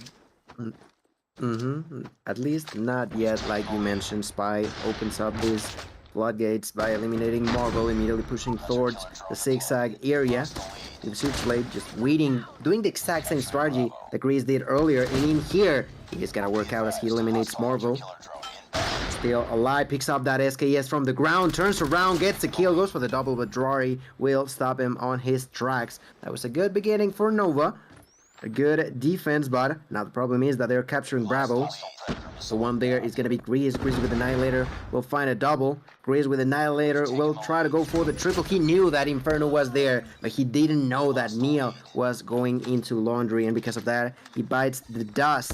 It's going to be 22 lives for 19 in favor of Animus. Animus still trying to hold onto that B cap. They're going for it. The only one defending is Spy, but Spy gets quickly eliminated. We could be getting yet another quick capture of an early objective here. Oh, yeah, sure they go. Yeah. Time extended. The bad thing here for Animus is they got to count their kills because they tied up. The last time we saw them here, it was like an 11 kill advantage, and Drari popping in the Annihilator, not the good sign. Creed trying to give him the good old 1-2, get the hell out of dodge. The Goliath is going to be popped. Neil going to go ahead and, or Spy rather, going to go ahead and get it down. Who threw the Goliath down? It was Saturn's who's going to be operating full functioning. And this might be a problem. We haven't seen any successful defending round. Well, the kills on the outskirts minus the Goliath are going to be what make or break this here for Animus. They deal the damage. They shut down the Goliath. Well done for them, but the Creed push is going to be able to find 3 life advantage now. And Grizz is trying to get on the objective, but, I mean, he doesn't have anything for range. He's got to wait for the troops to come through. The hops, the shots that'll make you hop out of your boots. He's going to get evacuated as well. Right now, things aren't looking good for Nova, but with a little over a minute, Animus might be able to extend this one. Getting hot. Another kill in favor of Nova, 5-4. But they don't have the advantage of the OVJ. Now pushing from the middle, there's Creed. Creed going for the aggression, finds the kill. Onto Grease, looking for more. He may get it. Does a lot of damage onto Marvel. Only 2 lives left for Nova. Nova wanna get it. Creed gets another kill, but gets executed by Grease. No! Only 1 left. Animus loses another life. Now Saturn's with the XP Arco land a shot. Get that Annihilator out. Narcs has got to pop this Annihilator. It's now or never. It's 1 kill, bro. I mean, at this point, you've got to pop it. I'm waiting to see if he's going to, you know, hold it for next round, or maybe he can find success with this XPR, bro. It's 18 seconds. It's now or never. There it goes. It's popped. He's done it. He's looking for it. He's finding the heads of Saturns, but he's got one in his hands, too. It's a draw. 10 seconds. Nobody there to stop the clock. This was very unfortunate. Narcs! Gonna be able to find him on the hop-up. Perfect timing for him. That's gonna extend this game. We're getting a round 5 here in the control. But, bad thing for Animus. If you want to extend this series, you've got to find success on the defense. And Nova has tossed all of the pushes out in the first 2 rounds of their attacking side. And you have yet to be able to hold off a defending round for yourself. This is an uphill battle. Yeah, just pure chaos. Alright, here Inferno wasted 3 Annihilator shots to try to find the kill into Drory and just could not do it for his life. Now Marvel is the one using the Annihilator, missing a shot, but then landing it onto Neil, pushing forward. He's wanna go towards A. Towards Alpha. Let's see how much he can defend. And here lands another kill onto Inferno, but dies to the hands of Spy. Spy now finds a double. Spy has to reload, going for the triple and taking it with a headshot onto Narcs. Turns around, wanted a quad feed for himself, but Gathila says no. Gathila will finally be able to defend, but 2 ticks will be taking nonetheless on the Alpha OVJ for them. While at the same time, Bravo has gotten a single tick for them, still pushing towards Alpha. A few nades are going to be thrown into the sniper nest. Spy is yet again on his good old spot, waiting to capture this objective, and there you have it. An early OVJ in favor of Nova. Animus trying to take us to a game 4. Nova trying to get rid of trouble with a 3-0 fashion. Can they do it though? This is as close as it can be. They are trying to go for a lot of aggression now, and it's working out to perfection. The respawn yet again, getting kill after kill after kill. They could be under trouble, but then from behind, Gathila will be able to help out. That could have been really, really disastrous for Animus here. Oh, you're absolutely right. Grizz going to be able to find one with the Annihilator. They're going to be able to stop the bleeding. Wrong. Spy is a madman. Drari finally shuts him down. He had to pop the Annihilator to do it. Neil trying to make the breach out of the spawn site, but the spawn control is absolutely uncannied. And Animus looking to take us to a game 4, baby. The defense is looking rock solid. 7 lives left. The deed has been done on A, but now the focus is on ringside, and you can't even make it out of your spawn. 5 lives remaining. They're going to be able to feast that kill cooldown. Oh, that's tough to see. But it is fortunate for Nova. They're going to be able to evacuate the spawn site, get out of dodge. But right now, they're trying to put on a little bit of a pinch approach. 9-4 in the lives count. Saturn's going to be able to clean it out. Gothella wins a gunny on his tummy. And that might be it. That is it, ladies and gentlemen. We're heading over. You thought it was done?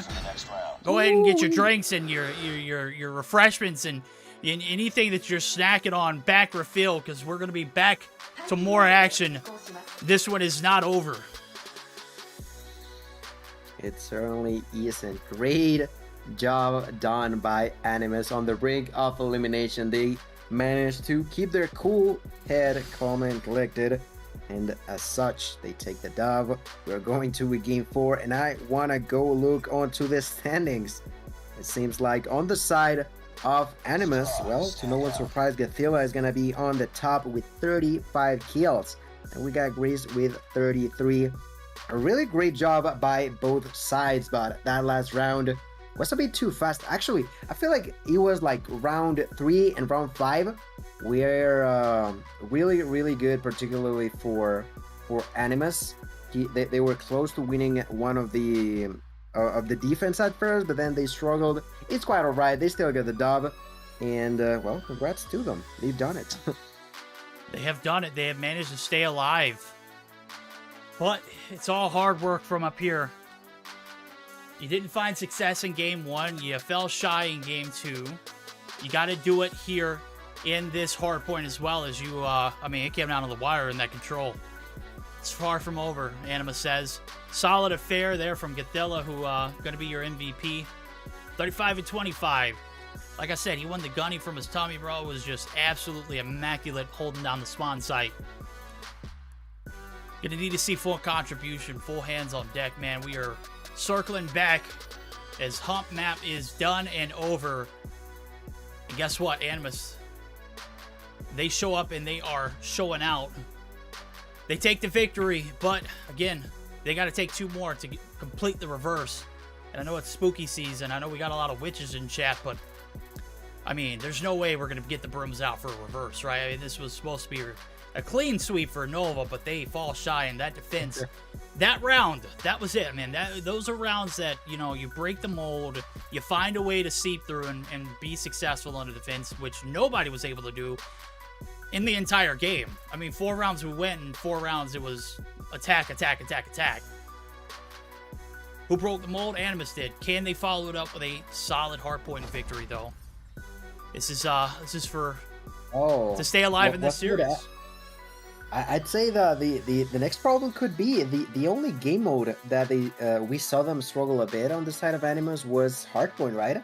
They got a great start, but then after that they struggled like crazy. I'm not too sure. I'm not just saying yet that it is gonna be the case, but we'll have to wait and see. It is gonna be Hardpoint on takeoff, and I don't know, man. I don't know. If they got the same rotations that they did previously, that is, of course, going to be tremendous. That is going to be really good. Rotation is a huge part here on takeoff. But yet, then again, the defense is as important as those rotations, because the spawns on this map particularly can be a little bit tricky, right? Even if you got the whole team inside of the OBJ, your enemies can be only a couple meters away from you. So, yeah, they can't win solely thinking about the rotation. They gotta make sure their defenses are on point. They're strategizing where they want to be moving across the map and actually well, survive for more than I want to say 20 seconds, because in game 1 I think that was the biggest issue. It was 20 seconds for them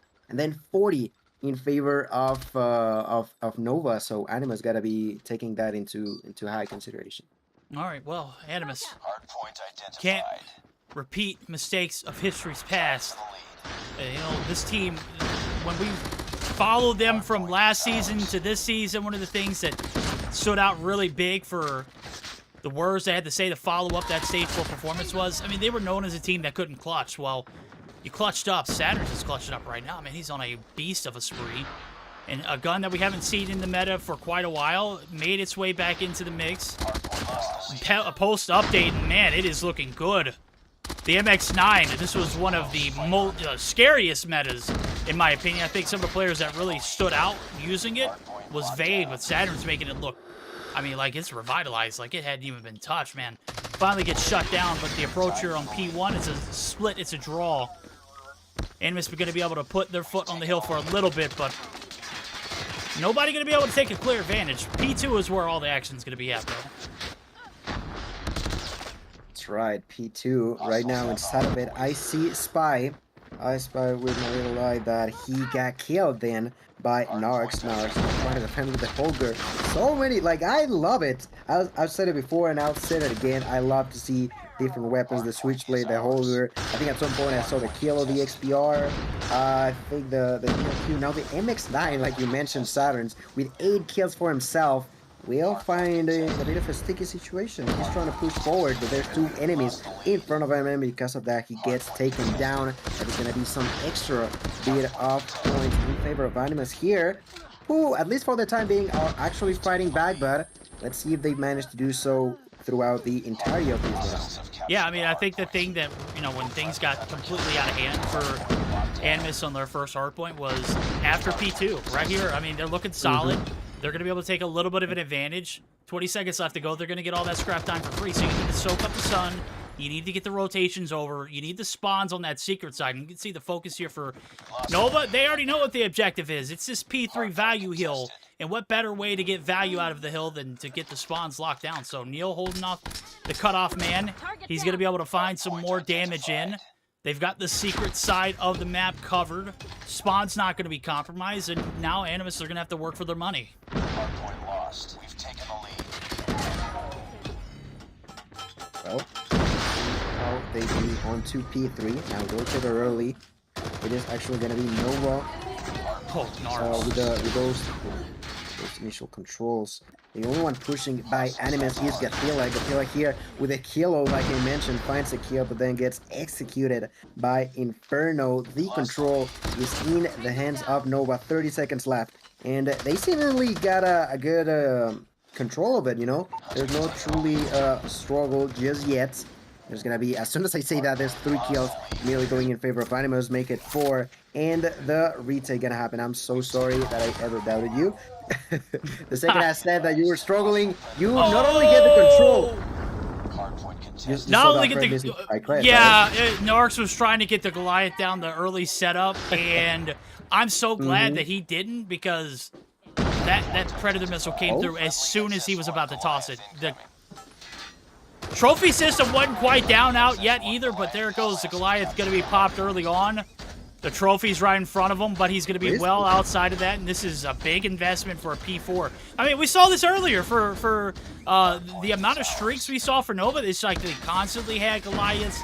They had 3 of them in total in game number 1.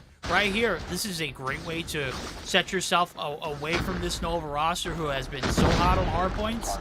Go ahead and pop that Goliath now. Deal with the damage later on. That's right. 30 seconds left, and Animus has broken. Oh, never mind. They are about to break through the triple digits mark.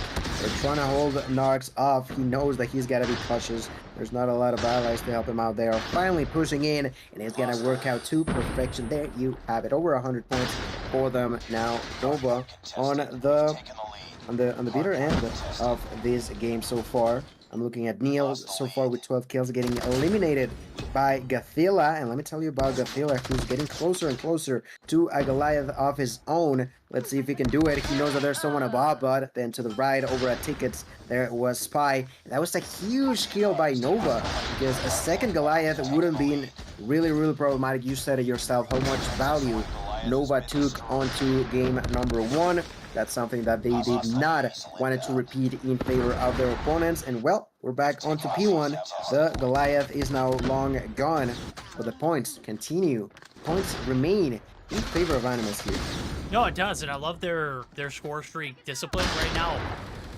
No reason to pop Preddies. I mean, everything's out in the open, but I mean, is at all costs save it for when there is a Goliath. I mean, no one forgetting those streaks, and I mentioned it earlier. It was a key point.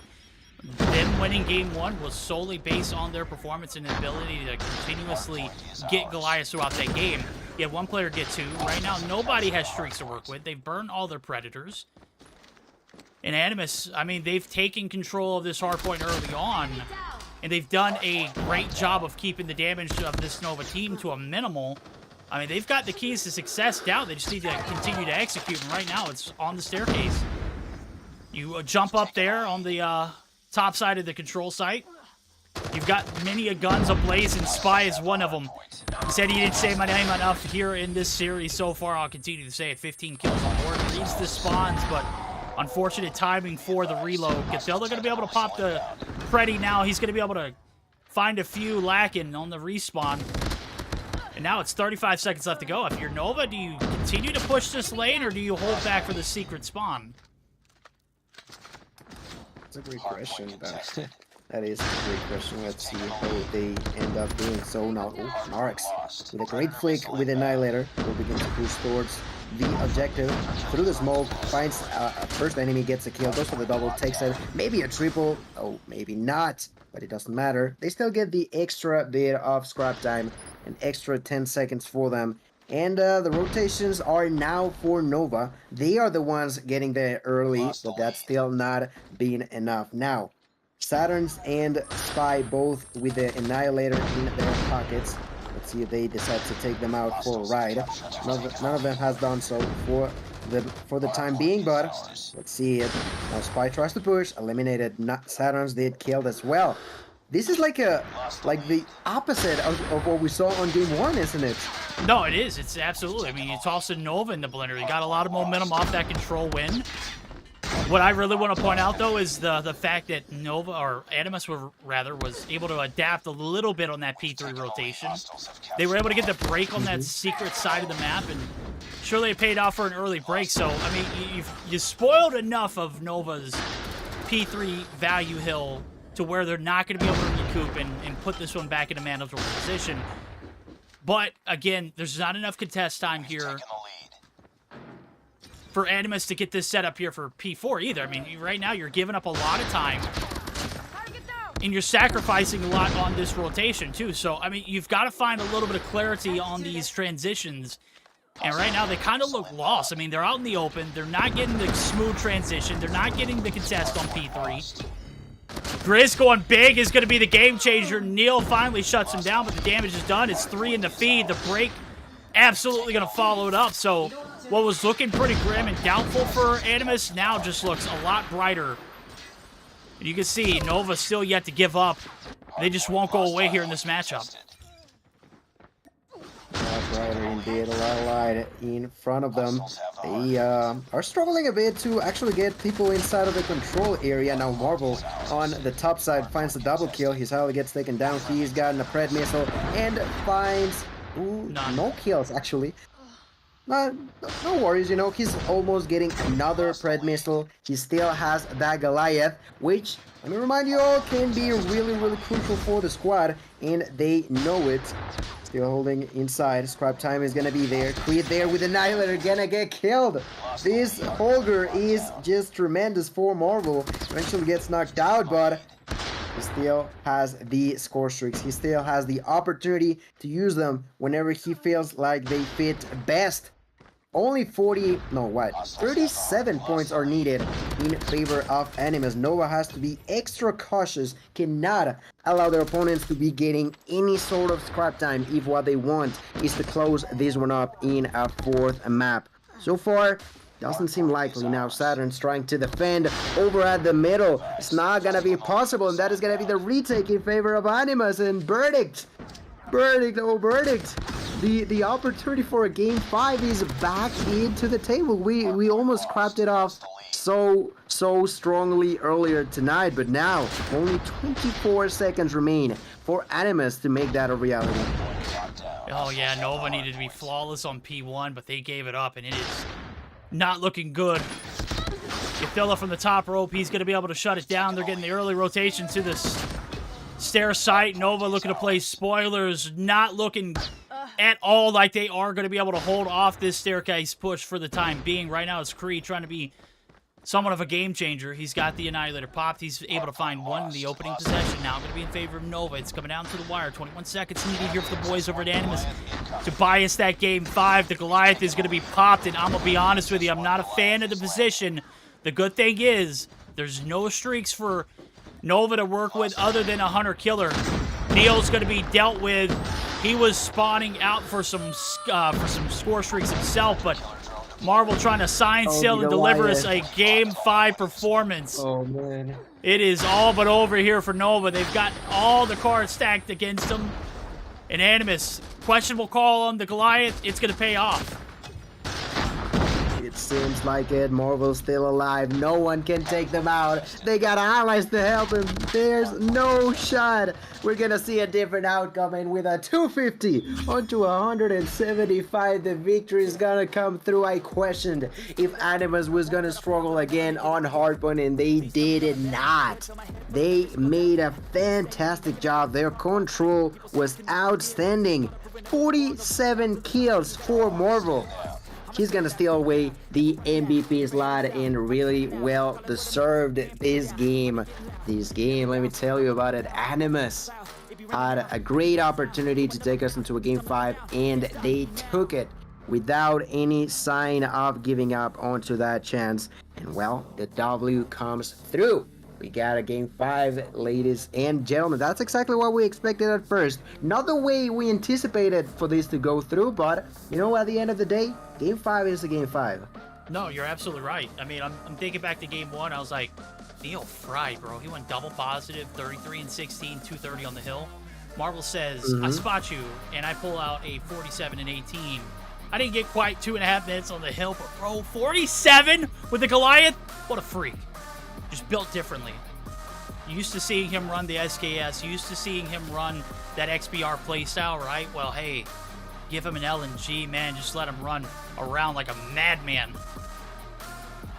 47 threw away from the 50 piece. If they didn't want to close that one out that early, I could definitely see him picking up 50. Hell of a fight from Nova. They putting up solid numbers in all of their games. This was just a little bit of a slip up. Takeoff can be a little brutal. This is just one of those brutal times. So, minute 23 on the hill for Drari, a minute 44 for your stage 4 MVP and Nards. 37 and 27 as well. Man's accumulated like 3+ minutes in the objective. Average in stage 4. And his KD was just impeccable. So, glad to see him popping back up and popping out and showing off. So, Grizz, I understood from chat earlier that he was going through a device change and he's trying to make the adjustments. We'll just neglect the fact that he didn't have that great of a performance, other than the fact that he did put up a minute plus on the hill. So, Game 5 bound we are. If you missed out on the best of 5 so far, you have got to rewatch it. It was a freak of a series so far, and right now we're playing for keeps. Make it or break it for both of these teams, and we're heading over to Summit to cap it off. Oh boy, we're back onto S&D, this time on Summit. We know what S&D Summit means for Grizz. I feel like this is the map that I always love to see that R9 into action. He's yet to connect into the game, so hopefully that is going to be done soon. Come on, Grizz. I don't know what change he changed, what device, pardon me, changed to, but you know, I don't think from this year there's gonna be the one device that I need to use. Like that's not a thing, right? I don't think so, at least. I don't think it's released. Okay. Yeah. Question marks. Well, Bomb spotted. it seems like Grius' device could not get him into the game, and as such, well, that is gonna be a rematch. Don't worry, fellas. Should only be an extra minute or so. Yeah. It happens. It happens. Yeah, if you're just now joining in and tuning in, you've missed a hell of a series. We've gone back and forth right now. Animus, they're on the verge of what could be one of the best reverse sweeps in some of the closest, tightest, I mean, just absolute beast games in a 4-game spread so far. If you take us back to Hardpoint, it was a 250 to 104. It wasn't even close. Nova take the bag, search to destroy, the 7-5 win in favor of Nova. Things get a little rocky on that hump map that is the Control. Hollywood Hills, California, Animus able to start up the reverse. 3-2, it came down to a 1v1 in round 4. And then it wasn't close at the end. I mean, I think it was like 9-1 or 7-1 Animus all the way rock solid on the defense. Last map, 250 to 175. We are here for all the action. Of course, we cannot complete the reverse without a solid, sound game plan for this Summit Search and Destroy. Let me tell you, Gil, this one is a brutal map to watch, especially for teams who are really high skill gap in Search and Destroy. I don't see this one being lopsided. I say that and it's going to be lopsided, and I'm going to be like, I just going to eat my words. But expectations for a 7-0 are out the window. I think this one's going to be an overtime affair. 100%. Well, last time should have been, right? It unfortunately didn't because, you know, Creed is a monster, but it should have been an overtime, and you said it perfectly. I do also believe that we're going to be into a scenario where it's going to be back and forward, close into some overtime. So, yeah, I agree. All right. Snowy Hills of Summit. This is where champions are made right now. It's regular season, but it is starting to feel like those Stage 5 vibes. On the attack, we're going to have Nova. Do they have ice in their veins, or will they flop? Can they complete this Game 5 win in order to prevent a reverse sweep of just such high caliber? Right now, First Blood's not going to be a thing. Drari going to eat a nade. He's going to be able to back. In the first interaction, of course, it's going to be Spy finding First Blood. He didn't get enough action in game number 1, so off the rip, Nova with the advantage. They're going to have the top side control. Animus just steadily playing for retakes. Repeat from Spy. He's going to overextend. That's going to be bombed down. And now Animus are on the prowl. They're going to be able to find 2 in the feed. No return fire here from Nova. Grace, I definitely expected you to use a shotgun, and you are going to disappoint me like that. Unfortunate, but it is what it is. So far, his team still remains with a player lead, 4 versus 3. Here's some shots. His allies find a couple extra kills. Neo is now left alone, misses the first shot, misses the second one, and takes a good chunk of damage to immediately after get eliminated by Grizz himself. That's the 1-0 lead. A good round to start up game number 5 for the side of Animus, but let's wait and see. There was 3 kills though by Drari, which I don't think I mentioned, but that was a good round for him. He now begins to push towards the left side. A bit of an aggressive defense that we've seen at least so far from Animus here. Yeah, it paid off. I mean, surely you paid the price of being first-blooded, but you followed up with an even stronger performance. Spy going to be dead in spawn sight. Grizz is a madman running right into that area. Right now, it's going to be the 1v1 encounter for Inferno. He can't win the gunny. Narc's going to be able to prevail with the Deagle, and Neo yet again in a 1v something pickle. And I mean, there's 4 angry Animus players looking to complete the trifecta of 3 games back-to-back. Just oh man, that is... you got a swarm of Animus players who are pissed off. They just eat some of the worst games in 1 and 2, and they put up a hell of a show so far in the next 3. So far, I say. It's not done yet. It's never chalked, it's never over. It was quite funny to see that Neo was being pushed over by 4 players on 3 different angles at once. Not a whole lot. Like, he could have done Marvel with a double kill, Grizz with a double. Oh my, what even is this? Like, I understand that maybe there's a bit of there could be a bit of an advantage as you are defending, but in here, Animus is not even defending. They're just pushing as deep as they humanly can. And that round took like, what, 15 to 20 seconds? And he was over. I don't even think they lost a single member, did they? I took 1 breath and everybody was dead. Yep, pretty much. These rounds are going quick. Nova yet to strike and put a round on board. Well, guess what? We got another scrappier round. This time around, the player advantage clearly in the hands of Nova, so it's all on Marvel. Bomb's made its way over.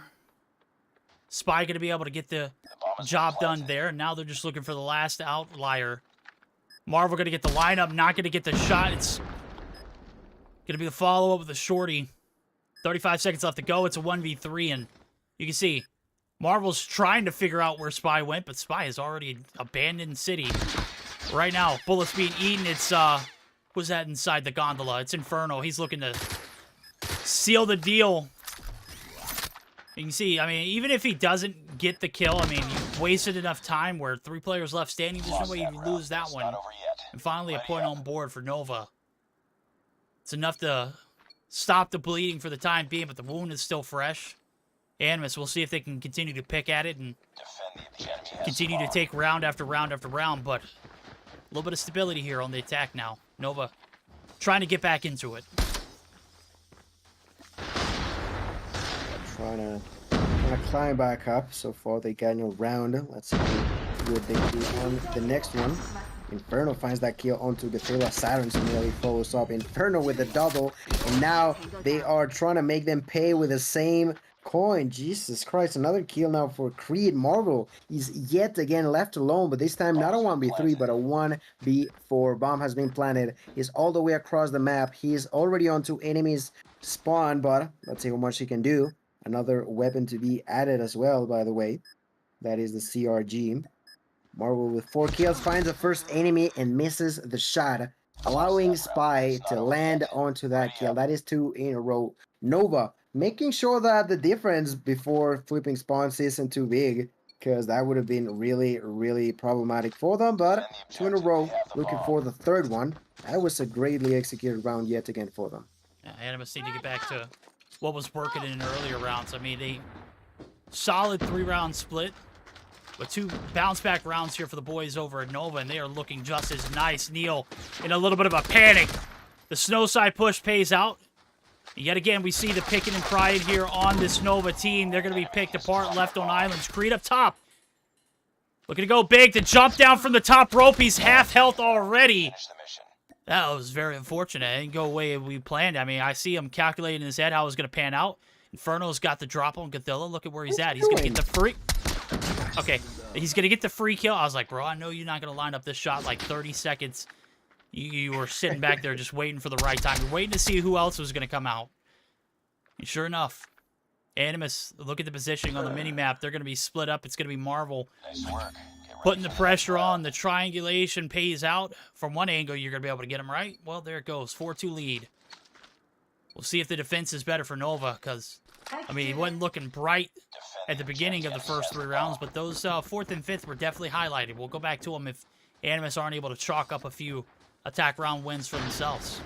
And I mean, just to that question, the fact that Neil was one of the most important players on the first couple of games, and right now still holds a donut so far this game, as we have flip spawns. Now that's a great start of the round for Nova. There's only 2 more enemies in front of them, but now Marvel takes down yet again Neil. The retake by Inferno as he eliminates Narcs leads to Marvel being alone. But I'm still questioning the same about Neil, you know? Marvel is under a lot of pressure. He's gonna miss one of the shots with a shorty. And as such, there's not enough damage to take that kill onto Spy. That would have been huge. But unfortunately for him, that is not going to be the case.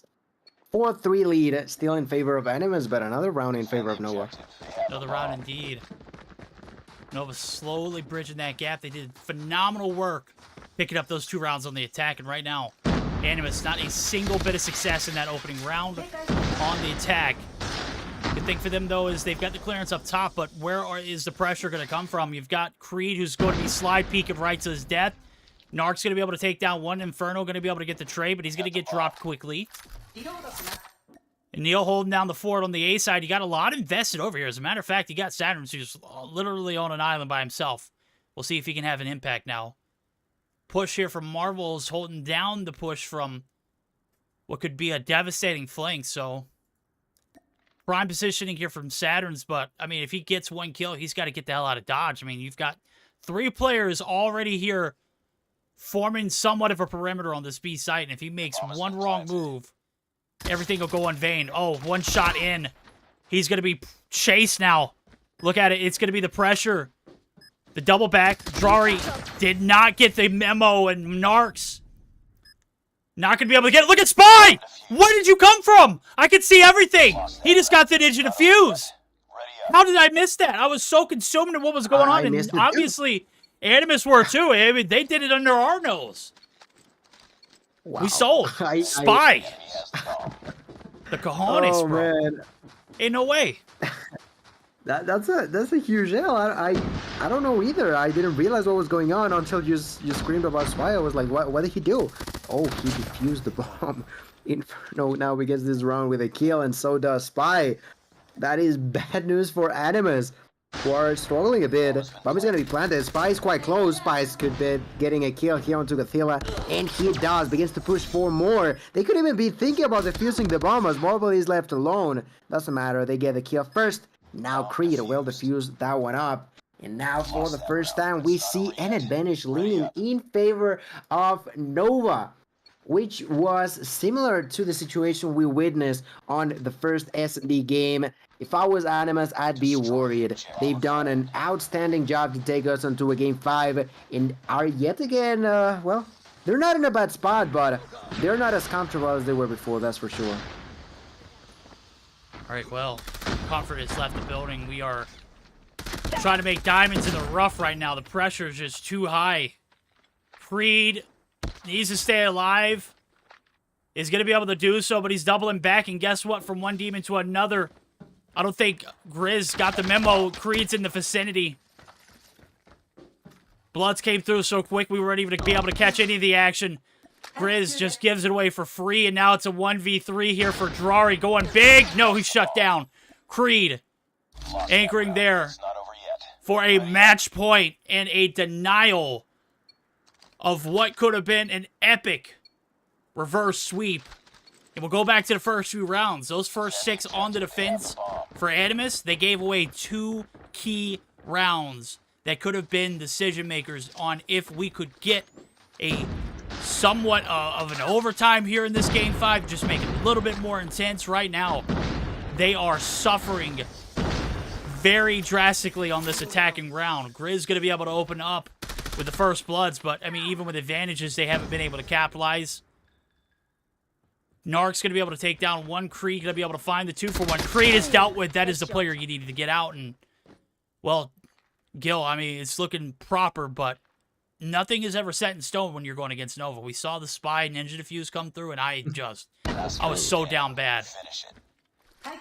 Well, right now, that is not gonna oh, there you go. Marvel is not going to allow a 2v4 situation to be like just overcome by Nova so easily. Double kill for him. We were just talking about it, but still, the match point continues to be in favor of Nova. Animus, they got to take us to overtime if they want to win, but can they do it though? That's the biggest question. Round number 12, 6-5 lead in favor of Nova, and Marvel picks up the first blood with a nade. Immediately pushing forward, we got Grizz. Grizz looking to be the aggressor alongside with the remaining of the squad. Everybody quite close to the B site. Let's see if they decide to push. Defending in here, there's Spy. Spy already onto double digits here.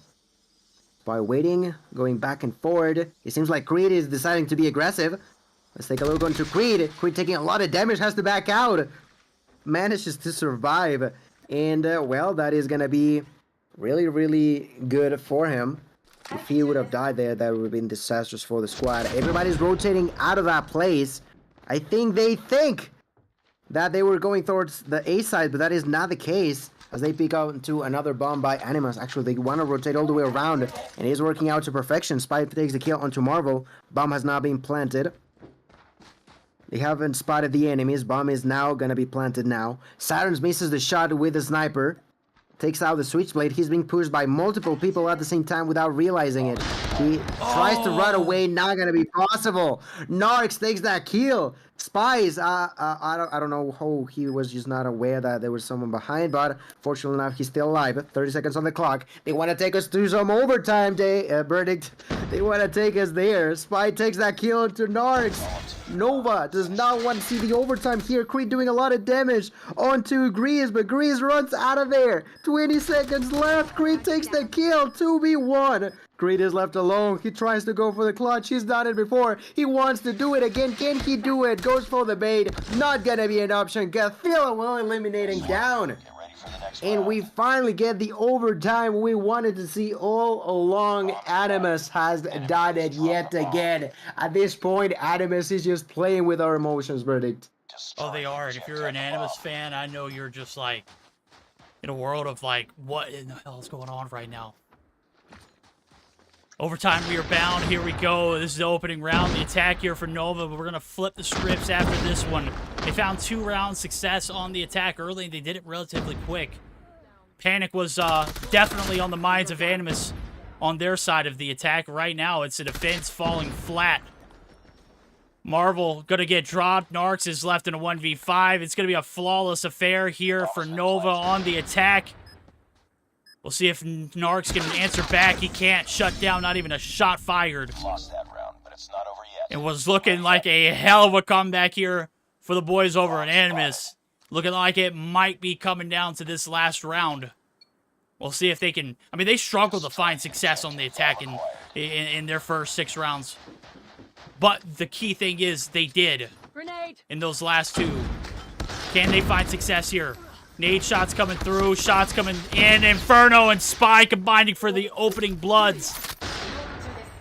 And it's 2 for the price of none. So far, Animus not being able to stay alive. Creed adding fuel to the fire. He's going to be able to find another. Inferno's the only casualty so far. And with Gathilla in a corner, bro, it looks like it might be over. Marvel's heading for the hills. Gathilla with the bomb in hand. He's going to eat shots left and right. It's a 1v4 for Marvel. And Nova might be able to stop this reverse sweep from happening. Oh, baby, that's a free right there. Marvel's going to be able to open up with 1, but that's going to give away his location now. It's 1:11 on the clock. Go Mania. He decides to reposition himself, and with a sniper, he's still in a good spot if he manages to pick up another kill with it before actually fighting against everybody at the same time. That'd be really, really good. I'm not too sure if Nova knows where the bomb is at. I don't think they do, as they are not truly defending it quite closely. Marvel now moving forward. 12 kills for him, looking to make that 15 and pick up a round for the squad. Let's see if he can do it. Pushing forward, thinking about what to do. Left to right, up and down. Where do I go? He's now finally close to the bomb. We'll be taking it. 30 seconds on the clock. The timer is running short. He wants to pick up another kill. He hasn't realized that they're behind him. Goes around the corner, and Saturn was crouching on the ground, just waiting for his prayer to walk by. The kill comes through. Marvel could not make up for this game, and although Animus was so close, ladies and gentlemen, to making a comeback, Nova is gonna say no to that action. Nova are gonna be the winners against Animus on the first match of the night. I was waiting for this one to be a banger, and it sure was. GG's to everybody. Oh yeah, reverse sweep card. Trying to get that swipe through, but man, denied. Animus falls short of victory here in the Search and Destroy, and that's 2 L's they've taken in Search. We haven't seen back-to-back L's in Search and Destroy in a very long time for this team. Neil, I'm sorry, but Neil only got one. Oh my God. Neil, yeah, I don't know what Neil was fighting demons or something. I mean, maybe he got that girlfriend nerf. I'm looking at his profile picture. I mean, from game 1 to game 5, man, bro, night and day performances. 15 on board for the man with the plan, and Spy is, of course, he's going to be the MVP. Man, Gunny was hot all series long. Nothing could derail him. Nothing could change his approach. He was as consistent as Nova needed. 11 on board for Creed. Saturn's racking up 10 as well. On the flip side of things, you've got a 12 piece for Marvel. Grizz, who even is on a device that he's not used to playing on, managed to pick up 10. 8 for Narcs, and then things kind of dropped off for the 2 players I expected to have, like, very, very good games. Gathilla and Drari. Only 6 on board. It wasn't quite donuts, but boy, oh boy, we had a action-packed first series on our hands as we're going to get geared up. Going to make sure we are ready to go. We're going to go back to the host booth. Deanna, I know you don't want to join us after that one, but can you just take a second to appreciate that was one hell of a game 5 in a 5-game spread where we got to, you know, see where greatness lies here at EU. It's with those 2 teams. I was very excited for this matchup, obviously, because I'm a big fan for both of teams, right? And seeing them play was every time amazing. I'm very happy when I managed to see them play, and I swear my heart is still racing. I don't know how the players manage to be so calm when they play these games, but for me it was so it gives me so much anxiety. Starting with the first game with the Hardpoint, it was such a good game on the side of Nova. We did had 3 Goliaths, right? We did had the good rotations on point, we did had the spawns, and it was most of the part about Nova going into S&D, where I was expecting that Animus gonna win. Obviously we did had Nova coming with the clutch, and I did remember Creed being the MVP, having I think 17 kills if I'm not mistaken. He had his snipes on point, he actually clutched up a couple of rounds too, and pick up every round important players. Going to the control, that was where we saw that Animus actually started to get the lead and managed to actually win the control, sending us in a 4th game that I was expecting that we're gonna have 5, obviously.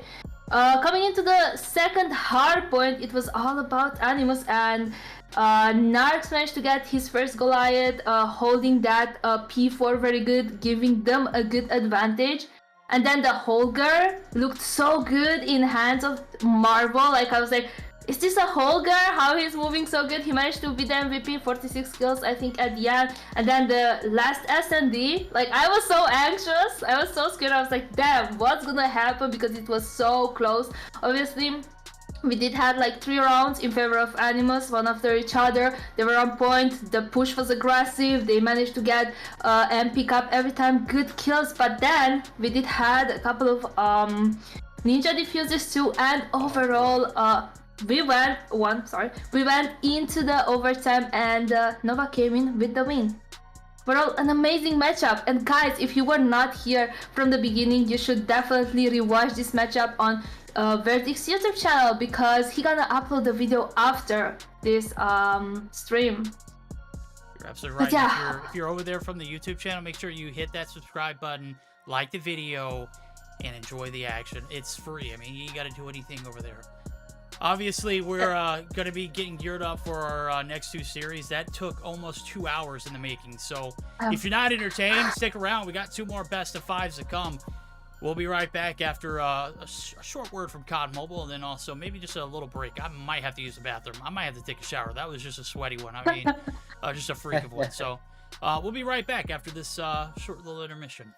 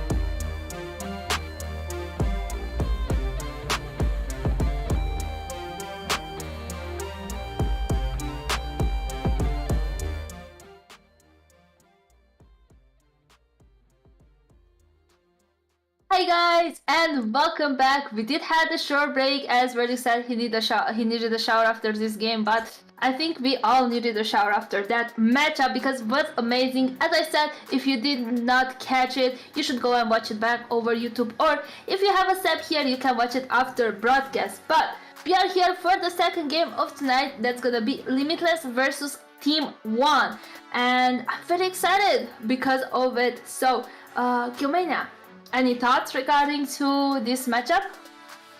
Well, I'm not too sure about this one. I feel like it's gonna be interesting to see how both Limitless and Team 1 develop throughout this series. I think that there could be a slight advantage in favor of Team 1, depending on what we see on the first game of Hardpoint, I'd say. I completely agree. I think Team 1, whose name we won't refer to him as other than that, has a little bit of a score to settle. Onur was dropped from this Limitless roster, right? So they're going to come out guns hot in this first game. And I think the outcome of that map, as Gil just mentioned, really going to determine where they stand against a Stage 5 contender team in Limitless. So Limitless opted to pick up Afer afterwards. I think he fits in like a glove. I think the series could be epic, but it's really going to be solely based on how well this first map goes for him.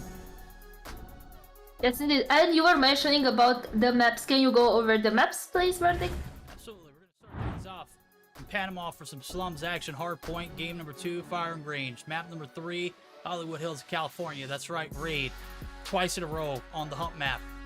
If it goes past that game 3, we are going to see a standoff Hardpoint as well as a search and destroy if it decides to go to distance. Annihilator and Purifier off the table, as well as Hacienda and Summit. So, man, beautiful spread. I completely love the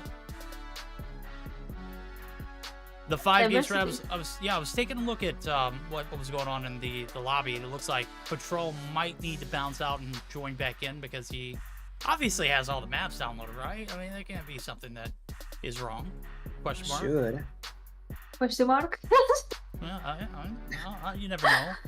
I kick him from the lobby and re-invite him. I think that's what he has to do. There we go. When he joins back, he should be good to go. Pop it. All right. There we go. See, look, Verdict is just. I mean, I'm just good, right? Smart. Yes. Gil, this is where is our moment to shine.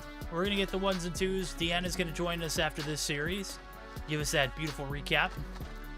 If you're just now joining in, you missed a hell of a 5-game spread from Nova and Animus. You're definitely gonna have to get a chance to rewatch that. I'm gonna have to go back and rewatch it. Nonetheless, we're on board for our second matchup of the night. 2 hours into the broadcast. I'm feeling pretty solid, huh? Nope, wrong. Just quit. Just kidding. We're gonna dip out too. Just kidding. Fight harder. It's alright, fellas. It happens. No pain, Actually, no I mummies. feel like I don't know if it's just me, but I feel like that has happened slightly above average tonight, hasn't it? I'm not too sure if it's for both series, but kind of interesting. I don't know, man. I just took a huge bite of an apple. I'm sorry, I needed a little bit of replenishment. You were not ready? No, I was not ready. Yeah, no one was. But it's okay. Alright. It's alright. They At weren't least ready we got either, to be set up for the maps. You know, it was probably some sort of weird issue. Possibly. Maybe someone had a weird loadout. Maybe had. It's not NA, so it wasn't a ping issue, obviously. So. Yeah, that'd be weird. That'd be weird. Yeah. But as everybody is now back and loaded yet again, hopefully we're gonna start right away. Remember, Hardpoint on slums. Are gearing up into it, and well, have you heard the fact that there's now African servers? I was pretty happy when I heard about that. I think it's South Africa. I'm excited to see. South Africa, yes. Yeah, I'm excited to see them branch out and get a little bit more coverage there, because I hear a lot of good things about the African competitive scene. So I know they've had several LAN-like events. I say LAN-like, they were LAN, but I didn't know the parameters of it. I would be more interested in seeing what develops out of that territory. That's a region that is completely untapped. Hardpoint contested. due to ping issues. So the fact that they got those servers, man, just an absolute dub. Right here, we're on board with Onur. He is going to be, and Dan, that's his name is End. I don't know how else to say that, but we're going to call him Onur because that's what we know him as. Right now, it's P1 focus, but obviously you can't double dip and get all of that and have the sponsor news. So Onur is frying right. My God! Sheesh! Oh my. 5 in the feed. What a freak. Oh, just spinning around in circles, getting so many kills. Finally gonna be stopped in his tracks, but my goodness, was he frying with this Holger? He is now finding himself back into the action. He's not gonna get just a kill yet. He does get one with a 100 kill drone. Now he begins to push onto P2. Let's see how much he can do with it. Holger trying to push forward. No, he is thinking about where he wants to approach this situation. Begins to do a lot of damage onto Bood, but Bood is there with what I think was a killer to kill him out. There's going to be a great job down there by Limitless, who struggled a bit on P1 and may struggle again on P2. They have the spawns, but the defense didn't last for too long, did it? No, it didn't. Right now, it's looking like they're going to be able to continue to keep the spawns, but they need to get the demons out of the point. I mean, it's one player left to deal with. No, it's 2. No, just 1. Just kidding. It was Hisoka. He's going to get dropped. Oh, no, he's still alive. Ah, Hisoka, good night. I don't know who it was that was on the objective. I'm completely lost. That game 5 was just...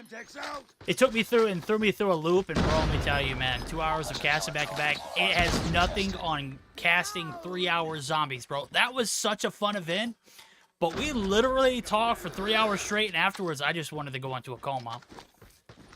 Oh boy. It was fun. It was fun, it was fun. I didn't watch it entirely, but I did watch a couple of bits of it, and it definitely looked like a lot of fun. For the players, for you guys as casters, for the viewers, it was just, it's pretty cool and different, right? It's definitely nothing that we've seen before, so...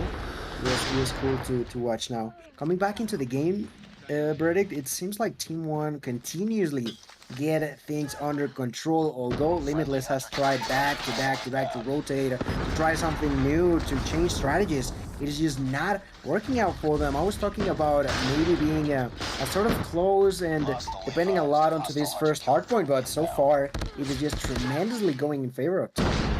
Yeah, and minus the fact that Boot is frying and this with a kilo that has a red dot on it. Usually when kilo players are, running rampant in competitive scene, it's definitely with the legendary, but the mythic. I mean, he's doing it with a red dot. He's making it look good. Right now, Break's going to come through. Onur says, absolutely not. Shut your pie hole, Verdict. I got a Pretty. That's going to be 3 in the feed. Forgot to make it 4. Combo is just absolutely crazy. Trying to give his whole team a little taste of some new medicine. And Limitless, they should be sharpening their craft, right? They should be, stage 5 ready, getting the tools to succeed. And right now, they're barely staying with the heads above water. What am I kidding? They're 6 feet deep in the water right now. They can barely survive. It's 925 or 121. Maybe a little bit of a comeback season here on P4. So you've got to be on the hill to collect the time. I don't know if you know how that works, homie. I mean, the time nonetheless is still about 100 points lead in favor of Team 1, who are now trying to go for the retake. Bison finds that kill, looks for more. For some reason, the feed is not working out for me, so I'm not too sure who he was killing over there. Problem is that, well, it took him longer than expected. At the end of the day, those 20 seconds could be in favor yet again for Team 1. Patron defending from the inside, has spotted someone behind that vehicle, goes to destroy it, and he does, but the kill doesn't come through. Doesn't matter too much. 140 to only 30. The control continues to be in favor of Team 1. Patron has that Goliath available, and so does Onur. Verdict, I think as we are going back onto P1 resets, this is gonna be getting even tougher for the side of Limitless as they try to come back from this.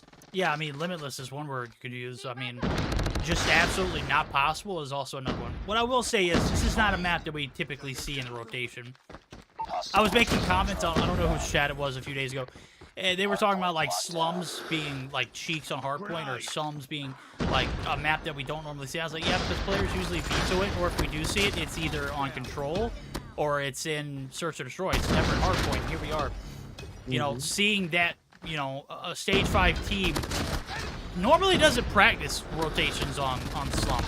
It's usually, if you're getting reps in on this, if it's for Search or Destroy, you're not playing against anybody that you would recognize. And if it's for Control, it's, you know, a completely different ball game.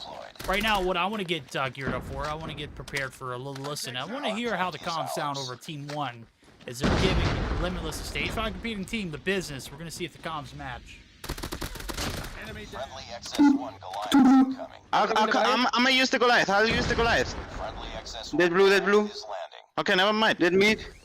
Hardpoint locked down. Put trophies. No trophies. boys. Trophy down. Trophy's down. Yeah. Guys, where are the trophies, guys? To mid. One boosters. No, two misters. Mid. One dead mid. I call Goliath. Come. Blue. Goliath. Two top. Two left. On the stairs. I'll use it. Okay. Dead point. Ours. Alrighty. You heard it. Where are the freaking trophies? My guys. All I heard was trophies are down. Incoming. And what did I see? No trophies. That thing died so quick. Enemy XS-1 That's tough. Friendly hunter-killer drone deployed.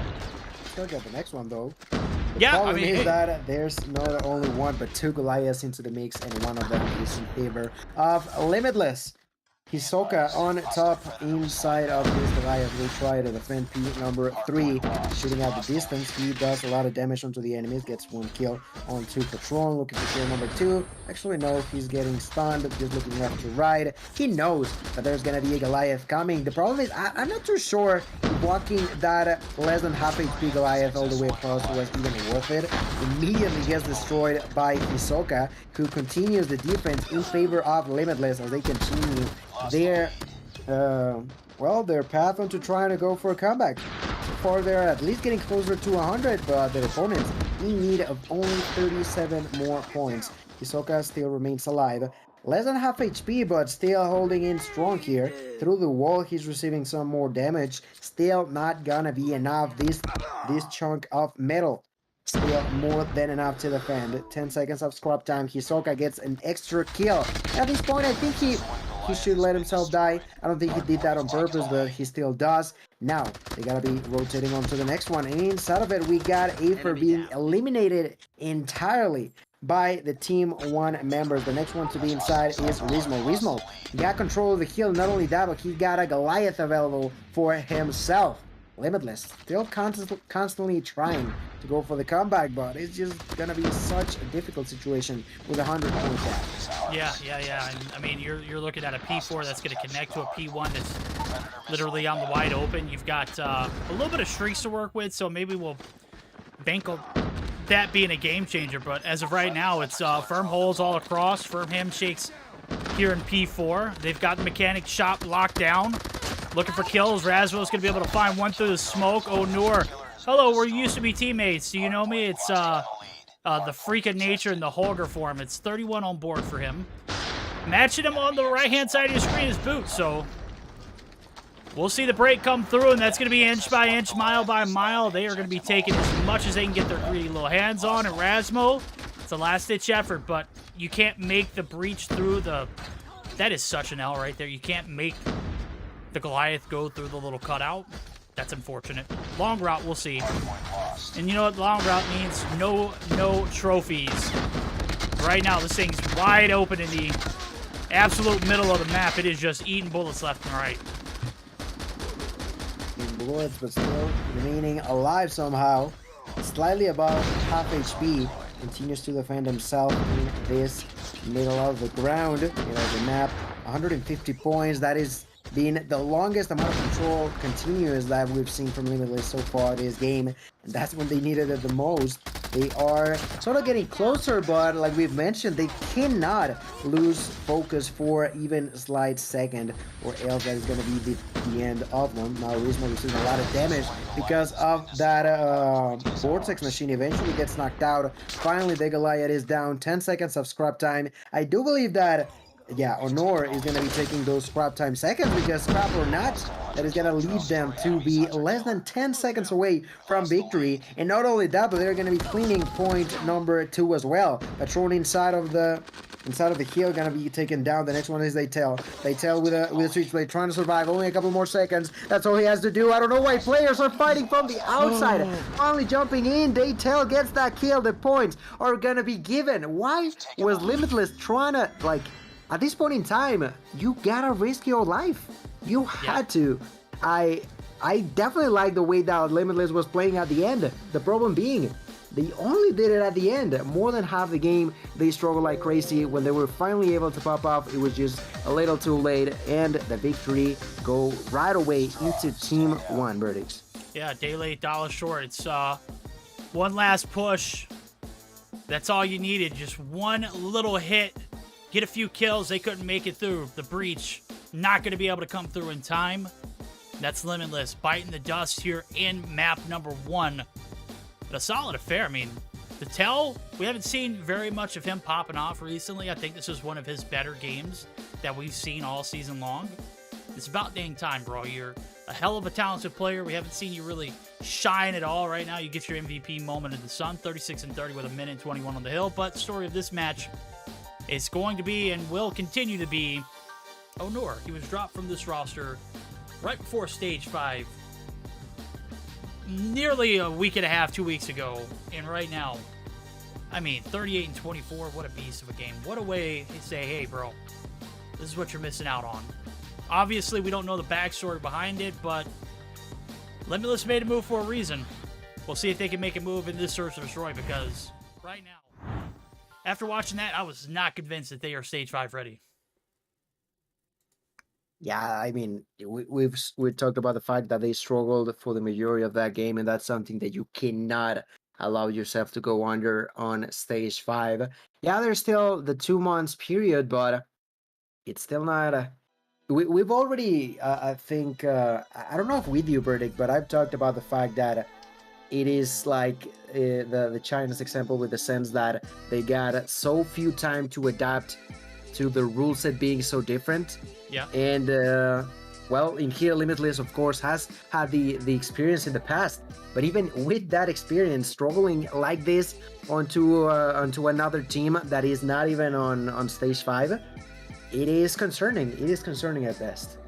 Yeah, storyline continues to go. I mean, not only that, they're not a Stage 5 competing team, but they had a player that helped them get this, Stage 5 on that team. So it's bad blood in this rivalry. I mean, you could paint it one way, you can paint it another way, but the way I see it is, Honor was on Stage 4 with Limitless. He was a big carry. I mean, he was a big contributing factor for that roster.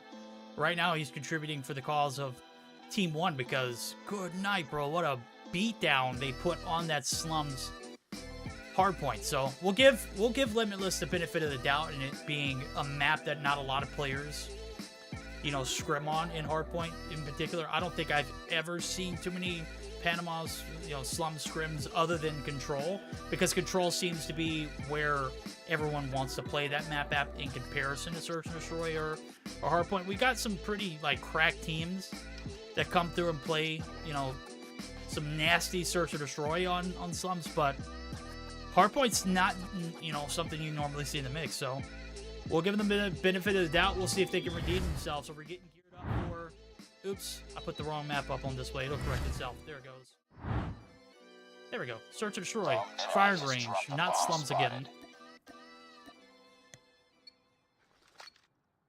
Well, there we have it. Some Search and Destroy on firing range. And, well, let's give myself some... who we gonna spectate first? I kind of want to go with Rasmo. I don't know why not. Let's take a look onto what he's up to right now with the sniper. Not finding anyone just yet. Goes to reposition, going quite aggressive onto the inside of trailer. There's Mojito. Mojito was not playing last game, was he? Or yeah, he was. Yeah. Well, I mean, he just wasn't. Was. Yeah, I mean, he wasn't doing all he could to. He didn't fry the way that the opposing team did. Yeah, I think Boot was the player we talked about the most. Yeah. Well, so far he's gotten his first kill, first blood for himself. That's good news. Still inside up trailer. Right, Rasmo takes that kill onto either. Oh, Rasmo takes the double onto Vice, and now that is gonna be a 1v4 for Honor. Honor left alone against most of the remaining team. Right now he begins to push, but Hisoka was from behind. No shot, he could have won that. And on top of it, if it did, there was someone on top of Wood ready to take him out. First round will go in favor of Limitless. Greatly done so far. Great round 1. Let's see if they can translate that onto a round 2 as well. Well, here comes the back alley approach. Wall bangs for Boot. I caught it. Gonna get another. Almost lines up too, man. It was damn near wig splitting. Aether gets dropped into oblivion. Where is this baseball bat from? That's the judge, the jury, the verdict. I mean, I've never seen that skin, and I want it. I don't know why. Nonetheless, 2v4 scenario now is Bison trying to get the finisher. There it goes. Rasmus gonna be drop a mojito from behind. They always sneak up on you. And now it's yet again Honor in a 1v something scenario. He's gonna be able to shot zone 1, but Mojito shuts him down. And what could have been bad ends up being another round in favor of Limitless. They are performing much better already than they put up. I mean, what do they have? 19 points off of the first 3 rotations? That is just, I mean, I hope we don't see a 19-point search and destroy game. I mean, that means we're going to be here all night, but so far, so good for Limitless.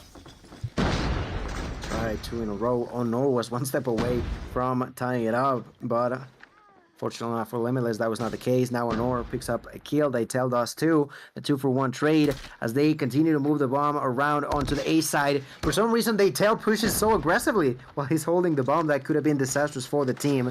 Now he goes back into the bomb. It's gonna begin to plan it. Patron takes that kill onto Boot, leading to Hisoka and Rasmo to be in a 2 versus 4. 40 seconds on the clock. Hisoka takes a kill, but then follows short to the power of Honor. Rasmo left alone in a 1v3. Only 31 seconds on the clock. Can he do it? I'm not too sure. With a sniper in hand, hides behind this car. Begins to push towards metal. There's no one inside of it. There's actually someone on the outskirts of it, and that is none other than Honor. Honor gets blasted by Rasmo.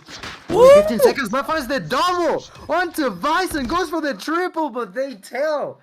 Hiding behind that head glitch. My goodness, that's the 2nd round in a row where a player could have gotten a clutch 1v3. Both of them are a single step away from doing so. But that was impressive by Rasmo. Really greatly done, but just not enough to get another point for Limitless. No, not indeed. Now, Team 1 going to be able to put a point on the board. Bison going to give a little peck on the cheek to Afer. Says, hey, homie, I got you. 1 blood in. Limitless. Defense 2 rounds in a row were rock solid. That last one could have gone a little better. But it happens. We're in a competitive format. This is a very competitive team, and there's a little bit of bad blood mixed into all of that. So, Drone going to eat some shots. The wall bangs. Bison's going to be able to find his 5th in a second of the round. 1 by 1, they're being picked apart. Mojito and Afer will see you next round. Boot steadily holding this back alley area, but here comes the push. I'm not a big fan of it, but if it pays off, hey, you're a mastermind. 1 wrong move, though, you're going to be triple team, quadruple team. I mean, there's 3 players in wood still. And you got 2 who are trying to make the breach through. Hisoka's going to be able to stop the push from 1, but he's going to lose out on one of his teammates, and now it's looking a lot less doable. Ooh, look at Boot. Yeah, Boot's on the full flank still, but, I mean, there's nothing that you can show from it because you've got a 1v4 scenario, and you've already taken 1 shot, and you missed the next one, and the 3rd one. Oh, my God. Okay, there we go, finally. Whew. Okay. Eventually finds the kill, goes and takes the double. Okay, Boot. Maybe try to make up for it. For some reason, they have not planted the bomb, and that's bad news as well. They are quite away from it. Oh, Boot didn't realize the tail was there. I don't know, man. Imagine if Boot would have gotten there slightly earlier before his ally got killed. We would have been singing a whole different song, but unfortunately for him, that is just not the case. They are going to be tying up this Cold War. The wallbang for Boot will come through as he eliminates Bison. Great shot there for the Limitless player, and now begins to seek in for another wallbang. Not too sure how possible that is going to be, but, well, so far, Limitless has gotten those 2 rounds, but have now struggled twice in a row against the Team 1 here. A minute and a half, and, well, plenty of time for them to play around with. Rasmo holding on to A-Long. He's in a great spot, currently waiting, and the wait could pay off. Only a couple extra seconds. In front of them, there's they tail. They begin to push back and forward. They're not too sure where they want to go. Rasmo lands yet another shot, this time onto the tail. Working out to perfection. Now Mojito pushing onto the trailer. Lands a few shots onto the enemy, but he doesn't want to risk it too much. Patron takes the kill onto Hisoka. The defense has been broken. The one defending Thor's jungle is Boot. And Boot, oh my god, No. Boot misses the shot. Look at the timing, man. That was just so. How is he missing those shots? Boot, I have no idea, bro. I mean, the friendship in him almost went big a few rounds back, but very unfortunate. Afer with a body shot. So Noor, I took your place, homie. I want you to know that. We'll see who gets the last laugh, as this series has a 1-0 lead in favor of. Oh boy, just continuous. It has a 1-0 lead in favor of Team 1, but they're not going to be able to take the advantage on a what looked like could have been a big turnaround round for them. Afer still shooting bodies? Yep. Through the wall. 3-2. Afer, didn't you just get your first kill, homie? I need you to chill. Oh, he's got the RUS out too, bro. I mean, I was about to ask, is he like actually with it? I mean, Well, I saw him shoot that bodies, I was expecting so to add to the list. yeah. What is that, like 12 guns so far today for EU? We're in shambles. Pretty much. That's wild. That is wild. Honor finds the first blood onto Mojito. And Afer is in fact playing with a RUS with a Rust in hand. Kinda wild to me, but you know, it is what it is. So far not pushing just yet. 5 members alive for Team 1. Let's see for how long. Bomb carrier being they tell. Not really sure as to where the team wants to go, so just goes back into the safety nest of his allies. Only a minute and 15 seconds. A truly passive approach onto being on the offensive side, at least so far, for the members over at Team 1. Bison, there you go. He gets that kill onto Voot. Better news even for the Team 1 players. They want to tie it up. They want to tie the scoreboard here. Hisoka defending, finds 1, finds 2. Doesn't get the 3rd one, but he's certainly going to be evening numbers out. Now, Afer knows that they are in the vicinities. Begins to shoot through the smoke. Rasmo takes that kill onto Honor. Huge situation started off by Hisoka. Eventually died, but that was truly a change of pace for the side of Limitless. Rasmo with the sniper. They have no clue where the bomb is at, but now it has been planted. They know where they have to be looking for. 2 versus 2, 40 seconds on the clock. What do you think, Verdict? Is this going to be a round for Limitless, or is it going to be a tie for Team 1? I don't know. This is looking more doable now that you've taken the player advantage out of the equation. This first initial interaction is going to be huge. Rasmo says, bro, my shots are crispy, Verdict. Why'd you switch off? I was literally bouncing back and forth between him and Afer. Right now, it's Afer who's on the backside approach. Patron, last one alive. Gets the shots on one. He turns his back to the other, and Rasmo says, I want you to look at me in the face next time, homie. Back shots coming through. That's going to be the 4-2 lead. Rasmo picks up his 10th kill. We're going to flip sides.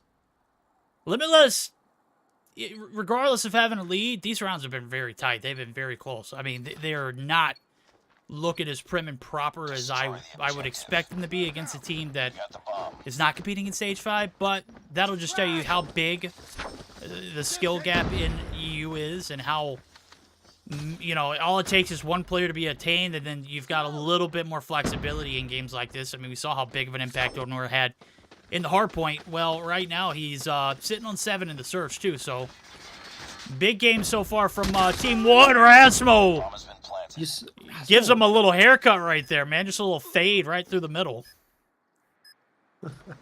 This dude be landing those shots, and that is going to be 12. No, No shot. He got that on Twitter. Bison is left alone. Dies to the hands of Afer. And he's oh so powerful. RUS verdict. He's gonna get kill number 2. And he's gonna clutch around yet again for the squad. That is a 5-2 lead. But Rasmo, like, he is truly being the MVP for the team for a variety of reasons. Not only the kills, but also the control that he provides to the squad across the entirety of the map, as he's now with the bomb under his belt. Patron takes that kill onto Afer. Oh my god, Honor with a wall by going to Rasmo. Honor, where you at though? How'd that happen? Oh my goodness, verdict. I hate I missed it. I I it's swapped always over in to... this map, isn't it? Yeah, he's a demon, bro. The wall bangs are sick. I've caught a few, but not enough to be happy with. Hisoka gonna be able to return fire back onto Bison. He's gonna get dropped, but it's a 2v4 now, and you can see there's one player that's holding down the jungle building. That's Aether. Boot and Hisoka looking to reel it back in, 2v4 style, and Onur is just steadily looking for some wallbang action. He's got a little enemy or a line of sight with Datel in enemy territory. Bomb's gonna get picked up. You can already tell Datel knows exactly what the hit is.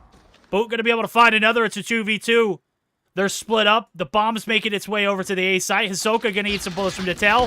Datel gonna finish it off. Bomb now in a very, very questionable spot. You split it from your team, and with 40 seconds left to go, you've got 2 players who are about to pounce on you. Need to find a way to even the scoreboard up. We'll see if Boot can go big here as both Onur and Datel are knocking on the door of right here on the outskirts of firing range. See what he can do. 1v2 in front of him. 20 seconds left. He's finally decided to go plant the bomb, which, you know, I feel like it's the better call in here. In front of him, there could be Datel. Datel is the one closest to the player over at Limitless.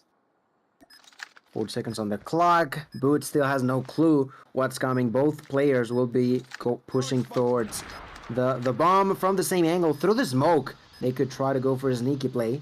Datel through it, pushes for that kill. The bomb is pretended to be defused. Datel will go here on time to get that kill while his ally was defusing the bomb. Even if Datel would have died there, that would have been enough of a distraction to defuse the bomb. That's another point in favor of Team 1. Ladies and gentlemen, they may have struggled so far, but they are still trying their hardest on the side of Team 1. They are going to find 3rd round for them here, and we're going to be moving on to round 9. Well, here we go. Payoff round here for the defense. They're looking for a B-side push, and guess what? You got 3 players dead to rights if you can hit your shots. Aether's going big. He's going to be able to find the 2-piece. He wants more. He's thirsty. He's hungry. Feed the man. Let him eat. Mojito says, I got a drink for you, but you got to take a shot first. Took too many shots. He had to reload. That's, I mean, you dumped your clip out, bro. I mean, you've got to regain a little bit. Bounce back rounds 2 in a row here for the boys over at Team 1. They are looking to complete the 2-0. Well, not complete it, but get back on pace to complete a 3-0 fashion. But first, you got to reel it back in this Search and Destroy. And so far, clear advantage has been over in favor of Limitless, but I made a comment before we flipped sides. They weren't convincing rounds. They were tight. They were close. It could have gone either way. And right now, it's looking like it could still go either way. They sure can. Round 10 close to making it a tie by the hands of Team 1. Defending on the B side, there is either who I didn't realize, but that last round he got 2 kills, and right now he's on 3 or so. Not necessarily the best one, but, you know, still putting in some numbers to help the squad up. Through the wall. Cannot be any other way but through a wall where Honor finds the first blood onto Boot, who is at this point getting bullied. I think he's died to Honor like, what, 5 times so far this game? That is just wild to me. And now finds another wallbang onto Hisoka. Barely misses another wallbang onto a different enemy. He tried to go for it. Unfortunately, not going to be the case. But my goodness. Afer is going to be knocked out. Come on, Honor, do it. This dude and the wallbangs are so close to landing onto who I think was Mojito. Mojito didn't even knew what was coming, but luckily enough for him, he still survives here. Rasmo finds the kill onto Patron, trying to even numbers out. Mojito begins to push towards the bomb, and he's so close, but gets executed by either on the last second. Rasmo left alone in a 1v2. He'll find an enemy in front of him and takes the kill. Goes for another one. No shot, you're gonna get it. Oh, he lined it up too, bro. God, Rasmo, you're like a knight in shining armor. But that armor is just, I mean, you've worked wonders here, bro. You got to start to think, like, when are you going to start to get a little bit of support, bro? I mean, that would have been so damn epic. Super unfortunate. Fortunate enough for Team 1, they're going to be able to tie it up. Some electric shots coming through from Rasmo. He's put on quite a bit of a show. Right now, it's Onur and Patron. They're combining for 2, and again, a very solid start here for the side of Limitless. Is looking like they might be falling shy of another game, barring Miracle. And, well, when we talk about miracles, we got to mention Rasmus. His shots have been just so damn crispy. Looking to catch sights on one. Datel's going to fire off a few warning shots, but he doesn't know it. Through the front door, it's End. Looking to end your pain and misery. He sure enough does. And Ahsoka now, in a 1v something scenario, finds shots on one. Aether almost gets dumpstered, but almost only counts as virtues and hand grenades. We're on map point. Correct me if I'm wrong, but did Hisoka could not land his shots because of the weapon, like the thingy that it does when he gets a kill? I feel like he could not see the enemy behind that. The pros and cons of using mythics, right? Right, absolutely. You get the scope, but you might get in a situation where it actually is hurtful at the end. Now Rasmo starts this round with a kill number 18. Your team needs you, and it needs you badly. They were winning for the majority of this game, but now they're gonna be in a difficult situation, like you mentioned. Map point in favor of Team 1. They've already won the first map. They're looking to do the same on the second one. Let's see if they can do it inside of trailer. We got none other than Daytel. Let's see if he can react fast enough. There's people on the 8 side. They're planting the bomb. And I think he's got the audio cue. He knows that they're planning. Goes for the kill. He's one shot away. Gets it before they plant the bomb on the very last second. The kill is going to come through for Daytel. Bomb is going to be planted. Bomb is being planted again. Daytel goes for the kill. He's one shot away. He gets it. Perfect opportunity for Team 1 to get the dub in here. Aether tries to fight back, gets a kill until they tail, goes for the double, but ends up dying to the hands of Onur. Rasmo left alone in a 1v3, begins to push. Bomb was planted. He's trying to defend, but will be defused by Onur. Dude, I just watched Rasmo get like 3 hit markers in that round.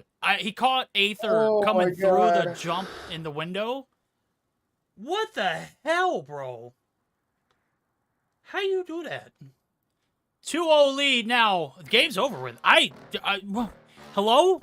What? Limitless. Oh my god. Knock, knock. Anybody home?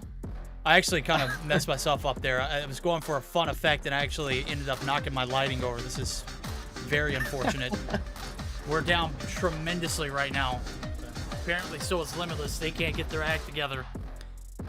Enough to keep this one going. That was what, 5 rounds in a row for Team 1?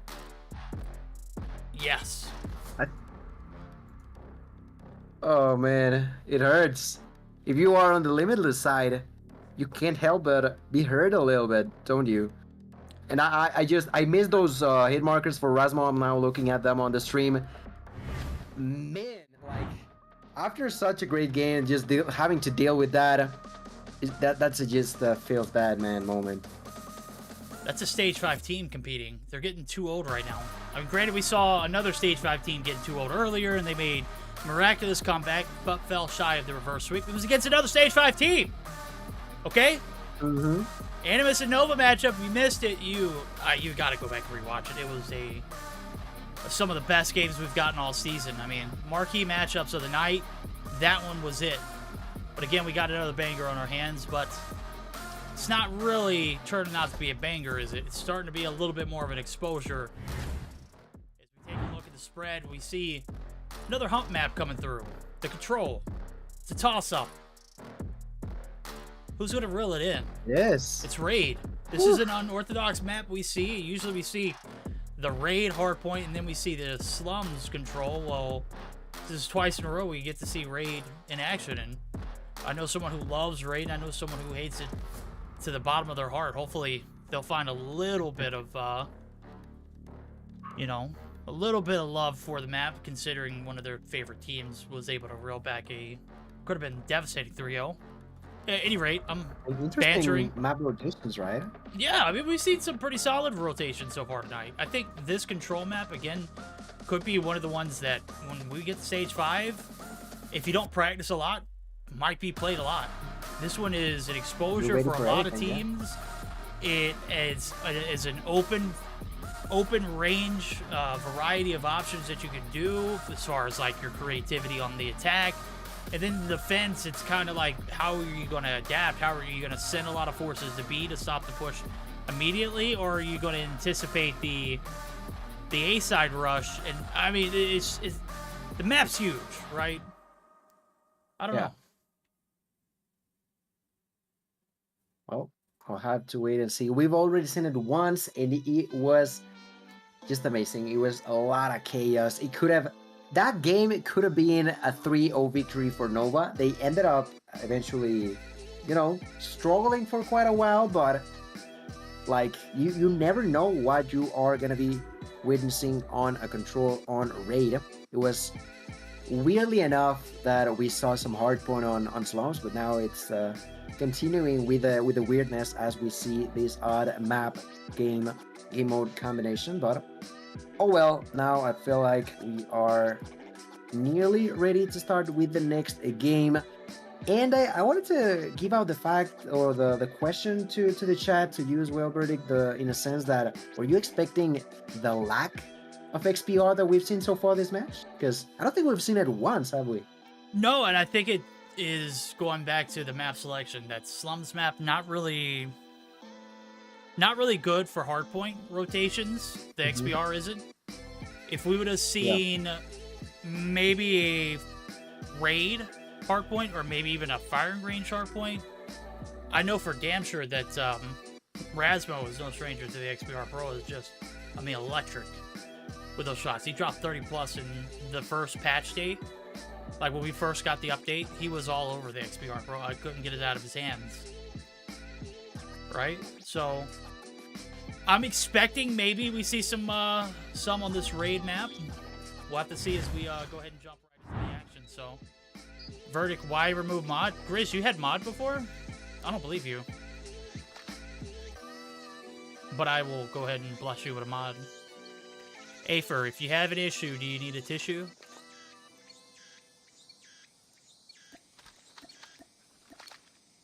I'm sorry, I was just looking at the chat. It can be interesting sometimes, huh? Oh, interesting is one word. Jesus Christ, Storm. Yeah. Okay, whatever. Oh, the first blood. It seems like nades are gonna have an impact yet again. Bison eliminating Mojito.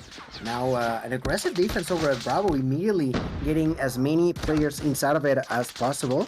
That's working to perfection, you know? They're getting a couple of kills. I was questioning the lack of XPR, and Rasmo was like, you know what? You are right. He has gotten so far 1 kill. Unfortunately, misses the shot for the second one. And that's a great start of a round in favor of the side of Team 1. Jesus, I struggled there for a second. Ooh. Boot has found his way in enemy territory. He's got the opening here on the A side of the map, and there it goes. He's going to call the compadres. So have a party right here on the pool side. There'll be plenty to drink. There'll be plenty to eat. And right now, Boot is feasting.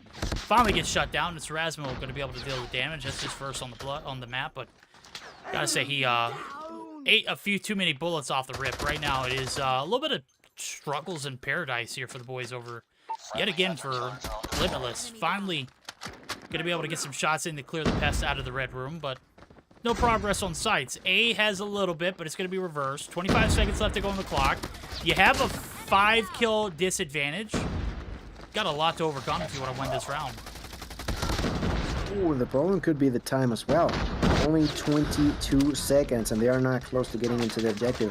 Mojito is pushing there, finds another kill. But like you mentioned, the lives left, the time left, everything is just bad news for Limitless. We've seen it so far tonight that the offensive side can be really contested, and you can end up with the majority of the wins. But in here, as an offensive team, Limitless struggling like crazy. Timer is gonna be running out. They get the kill to Rasmo, and it does indeed. It was like a 0.5 seconds left there that Rasmo was trying to overtake. Was not possible. That's a round in favor of Team 1. They are already winning 2-0. You've said it yourself, Verdict, that Stage 5 team continues to struggle here. Someone was saying, is there an opportunity for Team 1 to get a 3-0? With this victory on defense, that opens the table for a talk about it. Yeah, I mean, it's definitely something up for discussion right now. Onor's fried. He's got streaks galore. I mean, even if you don't win this attacking round, you've got, you know, a little bit of a setup for success. So we're going to go ahead and set ourselves up for success. We're going to go ahead and divvy down to the comms. I'm sure they're hot. The body shots were in firing range, even though you didn't win. We're going to go ahead and see how Team 1 sounds now as their listening is going to come through. They're going to be able to get the B progress to come through as well.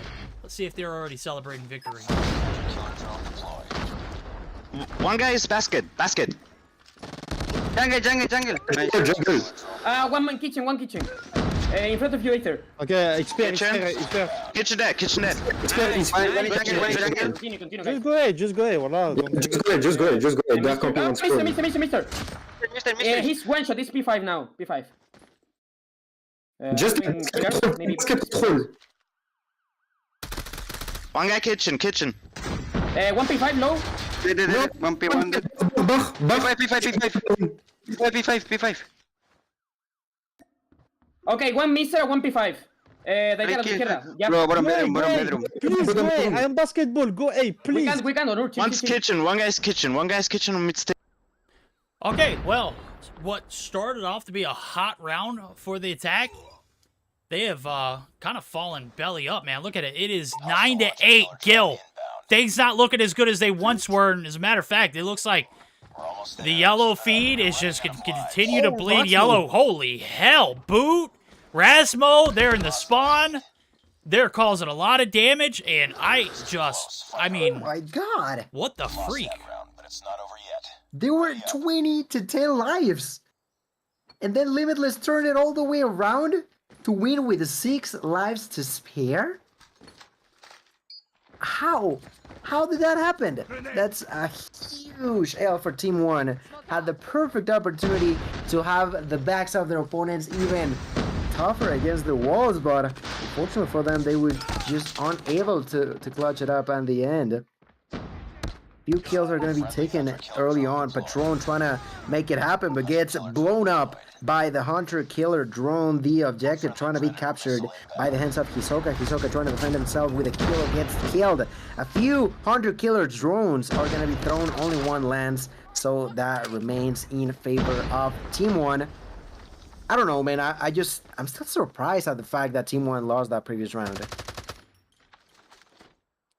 Well, previous rounds in the books, reverse sweep on our hands, potentially. We'll see 2 in a row. I mean, this is making it be a long night here in Mobile Mayhem EU. Right now, we are sitting dead solid at 3 hours. And it looks like Limitless are yet to give up. The thing that they don't anticipate is Onur was able to streak up earlier. I'm sure Boot is trying to get streaks going for himself. Right now, he's got a pocket predator. We'll see if he is able to play it out at some point. Right now, focus is clearly here on the B side of the map. He's going to be shut down, but Hisoka now opting to play again with this Kilo, making it look good. I mean, this is a toss-up right now. Again, this is a 50-50 map, in my opinion. And first round, even the beginning of that second, just looked like there was no way in hell we're going to see Limitless, even put up a fight. Oh, so far the aggressive team has a lot of opportunity here now, trying to push inside. There's Aether. Aether through the smoke takes the kill onto Patron. Is about to capture Alpha. Now all of the Marvels are on the B side. 2 ticks have already been taken. The one defending strongly there is Bison. He picks up that kill onto Boot, and the CVR is joining the mix. Jesus Christ. Somebody please tell me how many weapons we've seen so far tonight. I'd love to see the exact number. Right now, it is Team 1, the one that is trying to go for the comeback situation. And the defense is brutal. The one closest here is Mojito. They got plenty of time in a way, but they still gotta be cautious. Bison takes that kill into Mojito and immediately pushes forward for more. The spawns are gonna be quite weird. Patron finds a double kill. Only 2 lives left remaining here. Bison is yet again gonna be pushing. Finds a double kill with the Bison. That is not a pun that I was intending to do, but my god. We've taken the lead. What is... How... Wait... It's like we're playing gun game in a year, bro. Right. We are a few kills, a few weapons away from actually getting a gun game situation. Well, gun game enabled right now. It's match point. Lurking right around the corner. 2 pocket Goliaths. You got Boot who's got a Freddy. We'll see if he is able to make something happen with that one. 3 kills come through, make it 4 in the feed. See a yellow so far. The progress here on the B side of the map not looking good. Bison looking to go big. Baby! Love to see it. He's got the Predator. He's got the Goliath. And the first one's going to get popped. It's Honor. Rather questionable spot. The Preddy comes through. Boot's not going to find anything. Surely the red carpet is going to be thrown out full of trophies. And we're in Hollywood Hills for a reason, man. We got the stars coming out to play, bro. This Goliath is putting in double time. The B progress now is the pressure. Nothing going to be a brewing over there, but they're focused primarily here on this A side. Might be able to seal the deal. Here comes the Sparrow. Shuts it down, but it is a tick of progress. So a minute left on the clock. Life count in favor of the defense. And they're hanging on by a thread, Gil. Hanging on by a thread indeed, but they're getting the kills. That's exactly what they need. 20 lives left still for Limitless. Holding on to a defense now. Rasmo with the XPR trying to find a kill. Got a hit marker onto Patron, but could not, for his life, get a kill at the end there. Gotta be cautious. We've seen it in the past where the one team that has the most advantage ends up choking at the end. Right now only 35 seconds and they begin to capture the B side yet again. The one defending is Hisoka. Hisoka now gonna get the help by Boot. Boot pushing forward. Boot gets the kill. Boot goes for the double. Cannot get it. Daytail remains alive. Daytail wants to capture this objective. He knows that there's someone bouncing from the outside of Laundry Room and takes that kill. But oh my god, the lives are gonna be a struggle. Daytail still has that pocket Goliath. And I almost feel like the side of Team 1 will try to go all in on the next game. They got 2 Goliaths in their pockets, but they still got a little bit of time to play around, to fool around and hope for a comeback in here, Birdie. Yeah, certainly going to need it right now. It's 4 lives on the attack. Razzo going to be able to make it 3. The push through Laundry, nobody able to get the clearance, and it's a little bit of a panic. You got a minute left to go, but you don't have lives on your side. Goliath's definitely going to be played out in round number 5. We are heading over there now. Boot shuts it down. Make or break moment here for Limitless. Team 1, they got a pocket full of sunshine, and we all know it never rains in the Southern California area. So rainy days are out of the mix. Might be rainy or gloomy days here for the boys over at Limitless if they can't find a way to succeed here on the attack. Who's going to break the mold, though? We saw it. It was 4 rounds solid earlier for Animus and Nova. On the attack that time. This time it's the defense. Everyone has been solid on the defense. Will that be true moving forward? Gil, I just don't know. Not a great start here for the boys over at Team 1. Double time being put in, too. And nobody able to take down Boot. Finally, he's taken out. He is indeed. So far, the defense has not worked out as Team 1 would have wanted to. Capturing the B side, there's 2 players and the Goliath. The first Goliath will be used by the hands of Bison.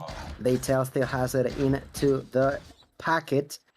seems like I feel like they're gonna be giving a whole lot more priority onto Alpha right now. They tell waiting for the objective to be captured and try to go for a sneaky kill. Fortunately for him, that was not possible. Everybody knows where he's at. They're pushing for the kill, and they get it. They tell brought to the ground. And I want to go with Ether. Ether, no one knew where he was. Takes that kill onto Hisoka and continues to move along for a defense. 2 minutes on the clock. And Team 1 trying to clutch a 3-0, sorry. While Limitless are just holding on to dear life, trying to survive in this situation. They have already destroyed the first Goliath, but surprise, surprise, there's a second one already locked and loaded by the hands of Daytel in here.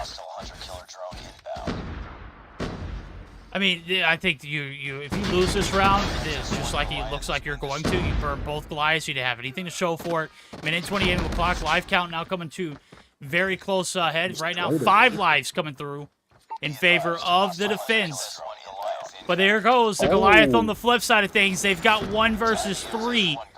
The first 3 for the side of Team 1 didn't show any kind of, I mean, just anything that remotely looked like it should have been, you know, a Goliath play. With the good trigger discipline. Oh my god, Daytel waited for 3 players to be in front of him, takes a double kill, eventually knocked out, but with such a close match, each and every single one of these moves is important. Rasmo tries to push forward, but there's no trophy system to help him out. He's on his sliver of health. The objective is trying to be fought for, but is not an option. Ether takes a double kill verdict. This is as close as he can be, and there's less than 40 seconds to play around with. Honor right now trying to make it happen. Honor with a Holger.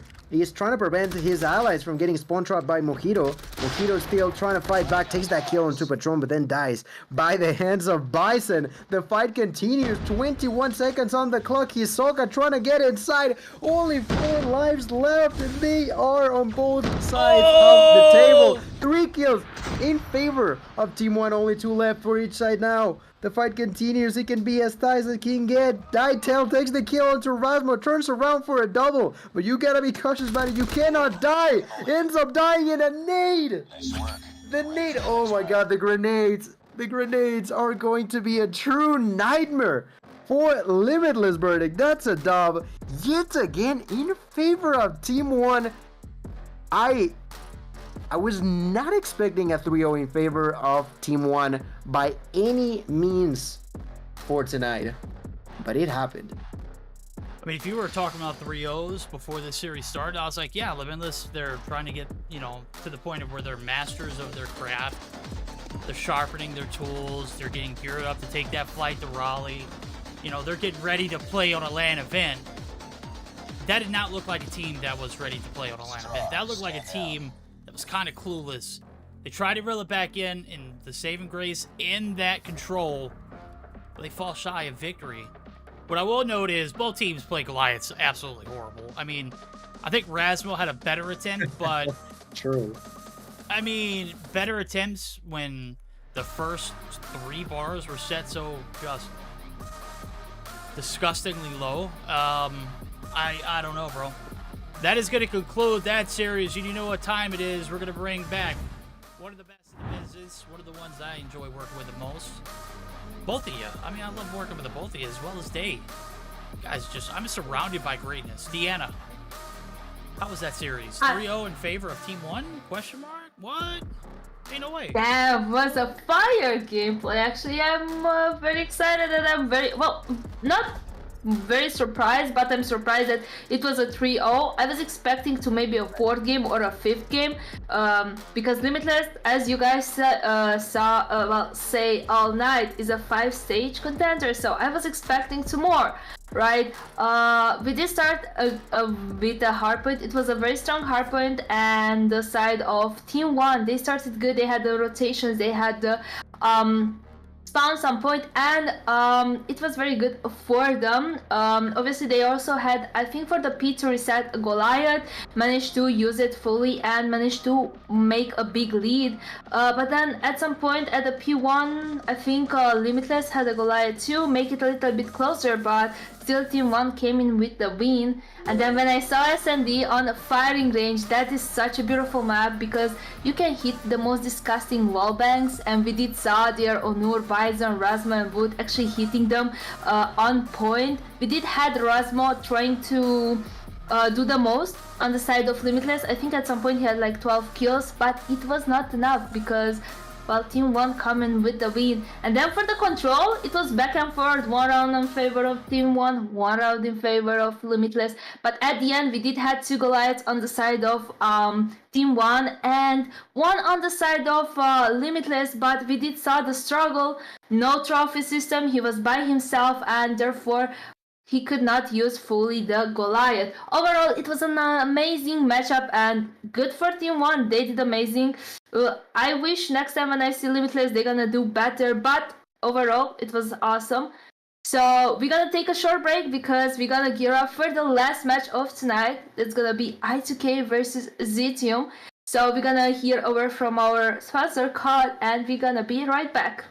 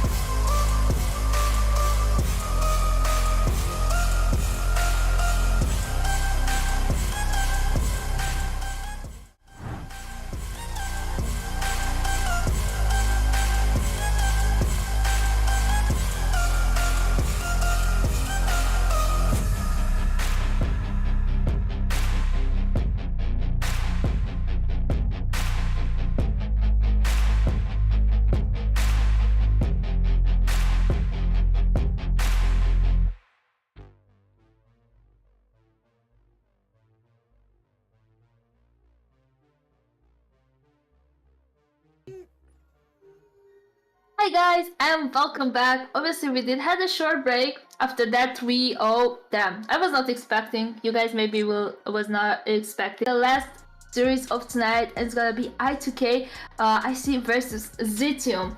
Verdict. Any predictions for this matchup? Yes. Oh. Predictions. Look, I'm kind of spent, man. Those first two series kind of took a lot out of me. The first one in particular. Taking a look at the standings, they're both at 20. So I think Xitium, with the talent that they bring to the table, definitely puts them with a little bit of an edge. So they've got vetted players. They've got, you know, a ton of talent who has been here and performed on the stage before. On the bottom side of the screen that I'm looking at, you've got a new and up-and-coming team that has a banger logo, and you've got some Rookie of the Year or Rookie of the Split names in the mix. I think this could be a spicy matchup. I think it has potential to go to at least a Game 4, but I think Xitium has the upper hand, clearly. Okay. That's amazing. I just see both teams are ready to go. So, Gilmaina, can you go over the map rotations very fast?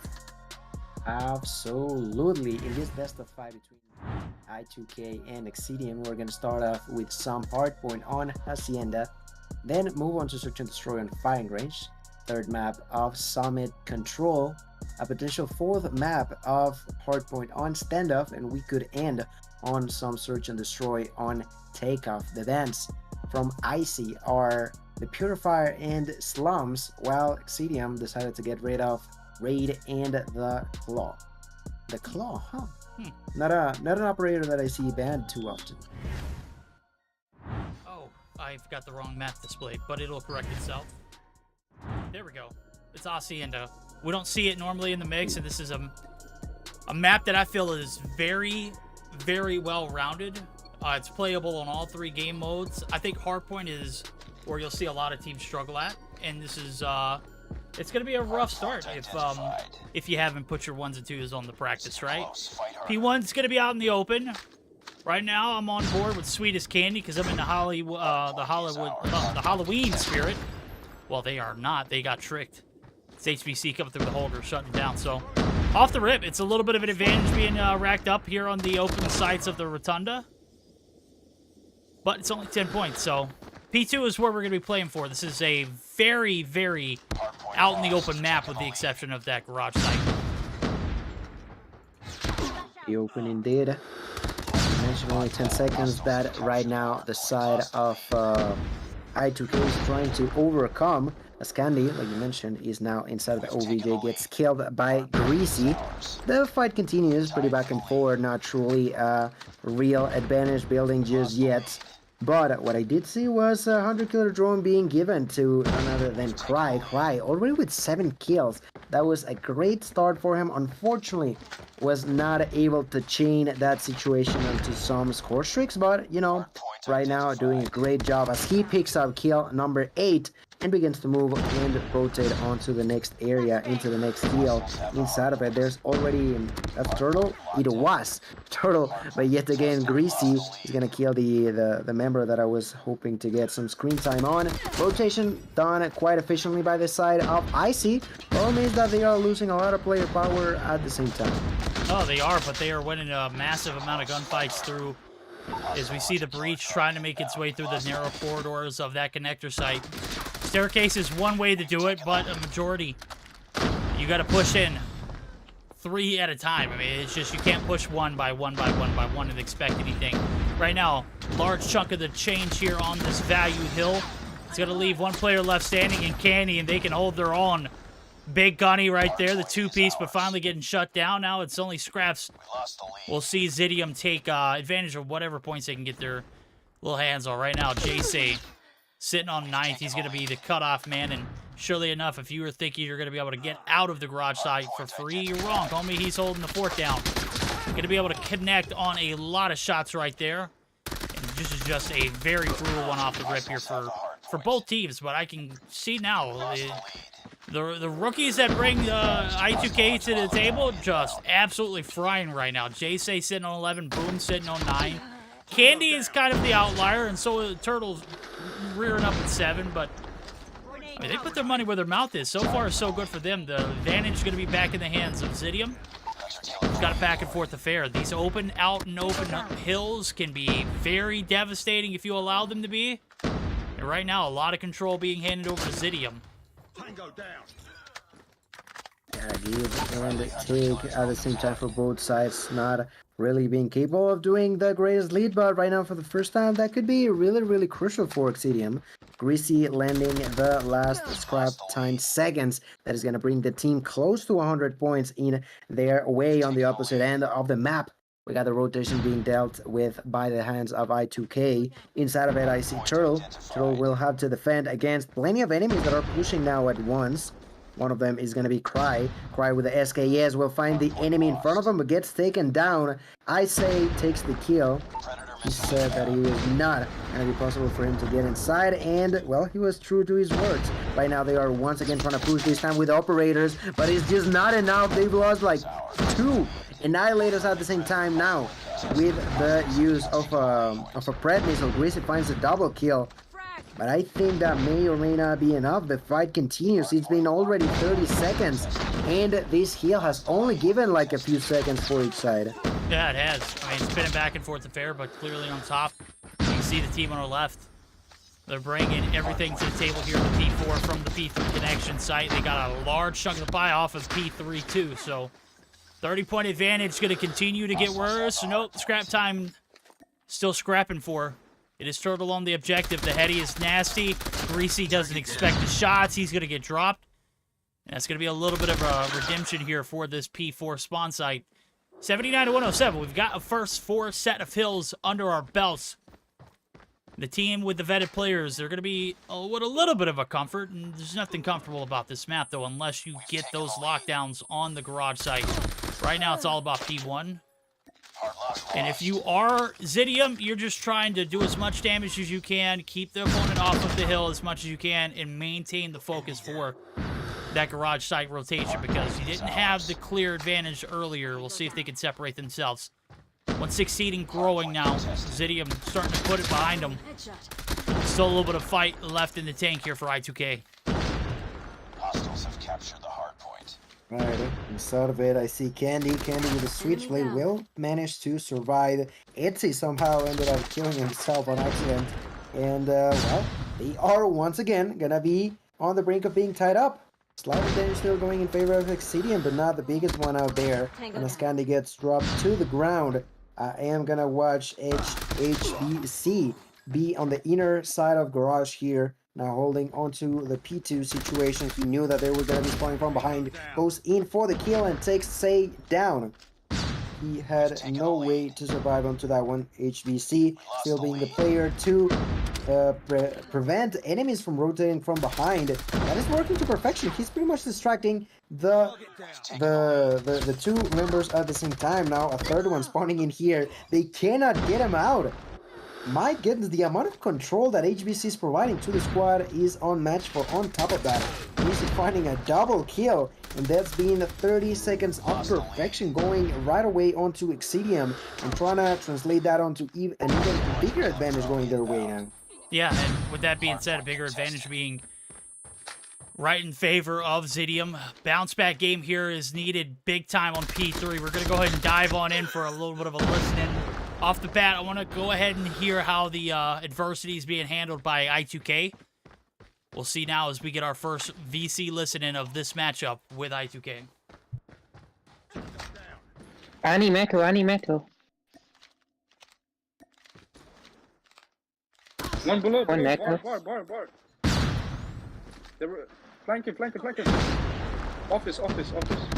Metal clear. Got 1 point. I'm popping in. Ani dead. Pillars, there's Andy. Oh, Yeah, office I need again, to. office again. Two office. 1 point right side, Annie. We still got On the stairs. On top, low. Two on the stairs. Safe head. Oh, one more top. Guys, be careful, don't overshoot, guys. It's a bit rocky, but right now it's anticipated. things are not going their way. It was a good first rep of Hills, but they've only managed to pick up 30 since P1, P2, and P3 is just not looking like it's going to be their day. So we're going to double down. We're going to get a listen with the side of Xitium, see how they sound off now, as they are about 50 points away from putting this puppy behind them. Go in. One's garage, Yeah. watch garage. I'm coming here with Goliath. Hold One bar. They must spawn on you. He's left. HPC. There's one. one. What's that? There. Put my Goliath on PS. Someone get office. I don't want to die. One balcony. Balcony dead. Dead. Nice. Annie garage. Yeah. There's one on the point. Nice. Just hold. Nah, point. Good job. All right, this is going to be a Goliath burned. It's dumped. Overall positivity all around. Vibes were solid. I mean, you've got a big, massive lead, and you're rolling into a P4 where you were, I mean, it was money. Right now, they're not going to have success on the break, and they're feeding. Streaks are starting to accumulate here for JSay, as he's about to be an inch away from getting that 100 killer. But so far, so good. I mean, is Xitium taking the advantage early on and not really looking back, Gil? That's right. A few points away. That's like 60 down for the side of I2K. They're trying to move forward now. JC with a Vortex machine will be trying to get a couple of kills. Gets the first one onto Thanes. Doesn't realize that Cry was right behind him. That is the initial fight between the two of them. But yet again, Icy doing it clean. They are making sure that either they're taking points or their opponents aren't either. They're constantly going for the aggression right now. They struggle to get the kill onto HBC, which is bad news, but immediately answered back. That's 3 kills in a row. There is going to be, though, a Goliath going in favor of Xitium by the hands of Greasy. Greasy with the 31 kills will try to push inside without realizing that there's plenty of enemies, but now with the help of his allies, the area, it is going to be cleaned for himself alone. My God, this Goliath is hurting like a truck, just going over the ISIS hopes.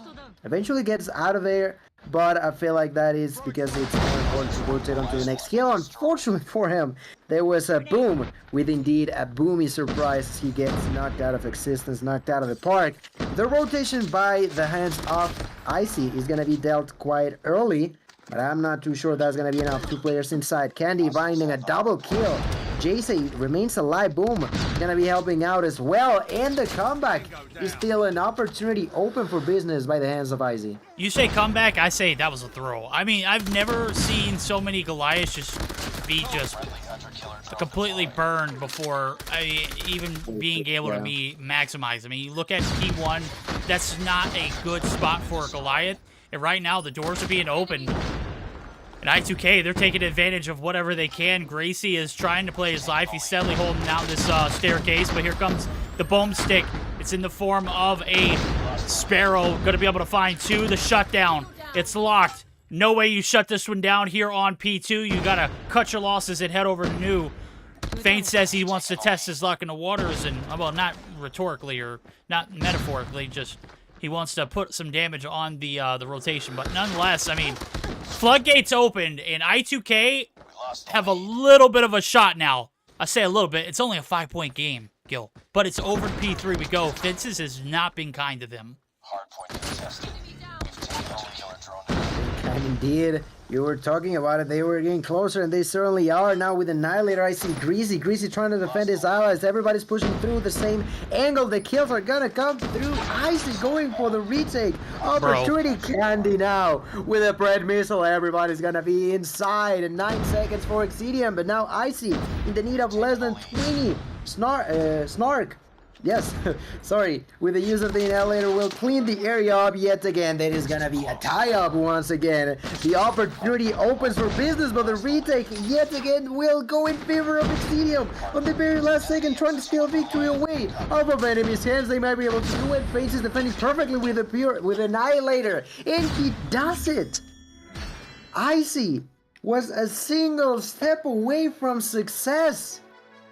But they were not ready for that final all-in push by the hands of Xitium. You said it, they were choking like crazy at some point, but somehow we'll still take the dub away in their favor. That's a 250 onto 243. Such a close one-up at the end, when in reality, it should have not even be questionable that it should have been a victory for Xitium with how well they started, right? It should have been a closeout on P2. It should have been the Goliath going down on the backside of garage or the front side, wherever else. You need to get that early setup. There's no way you're trying to close it out. There wasn't even enough time on top of that in P1. On top of that, you tried to get the rotation, the P2. That was just such a ugly game from Xitium. The good thing was they started off in a fire in just very impressive way. If it wasn't for that cushion that they built up, that one could have gone south a lot quicker than it did. Nonetheless, fighting the dog there, it was tremendous for Icy, just not enough to get the job done. Xitium, bruh. You almost handed away the keys to a beautiful Lamborghini that was parked out front. It was yellow, it blew up, just like that game almost did for you guys, okay? And I don't think I've ever been just so upset at watching an in-game come through. I wish Xitium would have lost just because of how poorly they played in the end. I'm not preying on their downfall, but I like to see poor decisions be punished. And you play like that against a team that is better or maybe a little more vetted, you would have lost easily. It was very tough to watch, but we made it through in Xitium. You do take the dub, so congrats on that, but oh my god. I'm still scratching my head, bro. I've got a hole in my head from where I've scratched so much after watching that Goliath go down. I'm in shambles over here, Gil. We're getting geared up. Last series of the night, and this is what we got to work with. Sheesh. Right? It feels odd, doesn't it? I don't know. Although these are two teams that are kind of at the bottom, I would not expect mistakes like that to be made, right? I feel like they should have been able to clutch it up more efficiently. And although they did not get punished, like you mentioned, there was a lot of room for them. Ended up losing that game. But, well, it is what it is. 1-0 in favor of Xitium. We're now getting geared up for game number 2. That is Search and Destroy on firing range. And verdict now... The final question, you've said how it almost looks like a gun game situation with so many different weapons. What else are we to expect when we've already seen the freaking RUS, you know? What else is there for us to see tonight? I don't know if you could top that worst Goliath play of the night. And I mean, the bar was already set pretty low earlier. Yeah. You know, I've seen people burn streaks, but I've never seen anybody just like almost hand over a game like that. Well, scratch that. I did see somebody hand over a game. They did hand a game over to Nova on a hardpoint. Was very, very close. And it came down to a P2 rotation where they had the spawns and everything, but they just were not on the hill. And they get picked apart. Nova take advantage. They brute force right through and stand off. It was earlier in the season. I think it was actually the second day. I'll have to go back and rewatch it. Just kind of highlight. We're heading over to firing range. Bomb has made its way over. Etsy going to be able to seal the deal. Jace is in enemy territory. He doesn't know it, but there's a player right on top of him. Feints. Going to be able to deal the damage, but bomb's planted.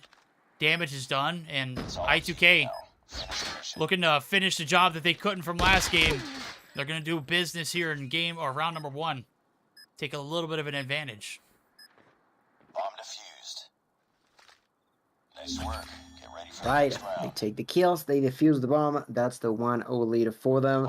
I feel like no one was truly expecting Jace to be over there, so understandable for them to end up dying. Feints was able to get a kill before getting knocked out, which, you know, puts in a bit of a number for the squad over here. But let's see what else they can do. Feints now holding the angle over at trailer. No one is actually going there until he does see a feat. No. Oh, misses the shot. Marker? There you go. He gets the hit marker. And with the help of his allies, he gets the kill at the end. But, you know, Jace once again being aggressive. Jesus Christ, Jace.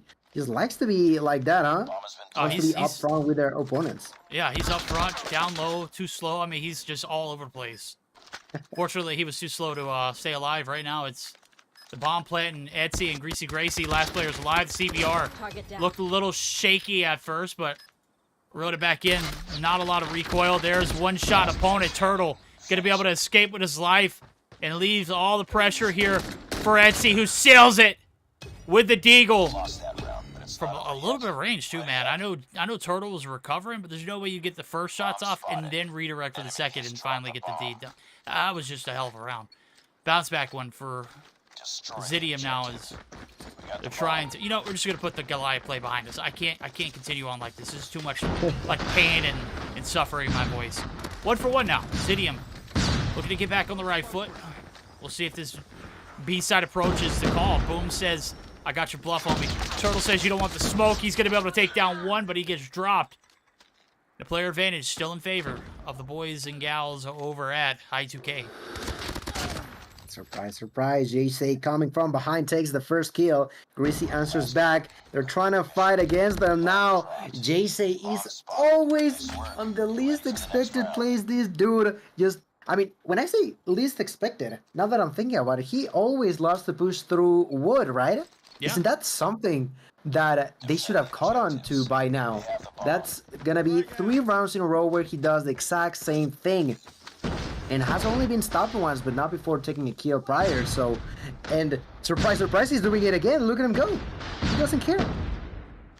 Why is no one looking out for him? Oh, I don't know, man. You got no one to deal with the pests, and he's been a problem. He's sitting on 4. Right now, it's the pressure here on the A site. They're going to be able to get the bomb plant down. And JC, as much as he's been in enemy territory, not going to be able to find any shots in to make a difference. So, 2 bloods, and they are in favor of Team Xitium.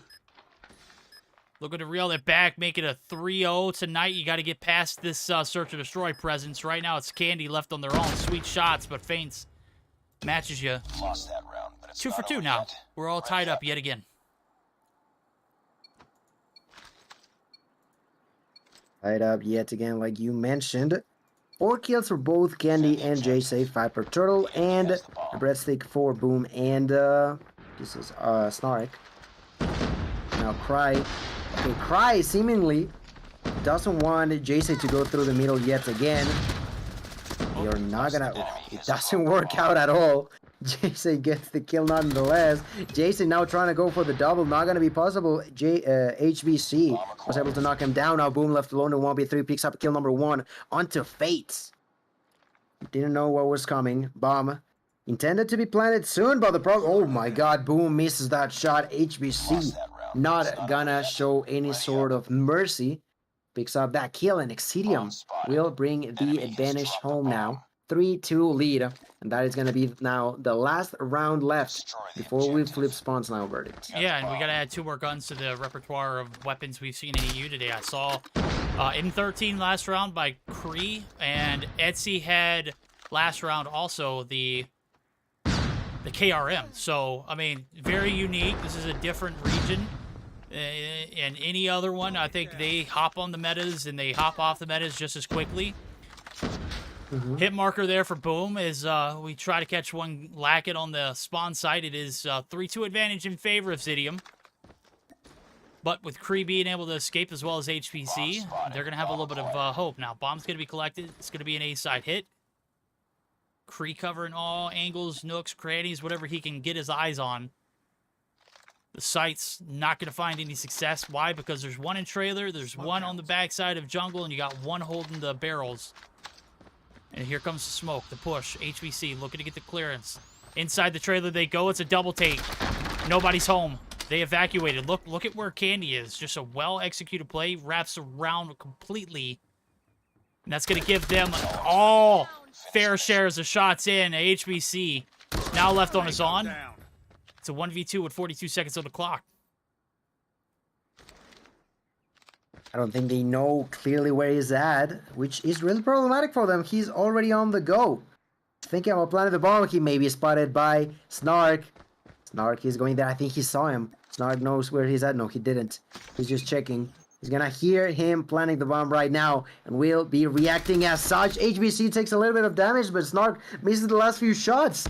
Big L for Snarks. HBC continues to be alive. The grenade is gonna be thrown. Wow, I thought it was gonna be a grenade kill, but no, the sniper shot by the opponents was just enough. I2K, I was about to say IC differently. I see I see why. I see why. Yeah, I see why they're winning, or they're tied right now. It was a hell of a... Well, now we're going to flip sides. Flip script. 3-3. Big ties coming through the defense right now. They got a 2-1-2 split. The one in trailer make it a 3-3 or 2-3 split rather. Oh man, look at Jace, the cutoff man. The postman always gets paid. He finds 2 before he drops. Etsy finally going to be able to shoot with that CBR and certainly going to be able to find the kill. Boom. Eating some bullets left and right. Turtle going to be able to clear out the trailer site. That's going to give the bomb planter plenty of clearance. Kree and Feints now left on their own. Well, it's looking pretty proper here for the Fins. Just picked apart. As we got 37 seconds left on the clock. Oh, baby, Feints. That thing does a one-shot. Yes, it does, but it was a little bit of a hit marker. You can't wallbang through this, but it doesn't need to be easy enough. He's one tap. Surely you're going to be able to get the follow-up, and surely enough he does.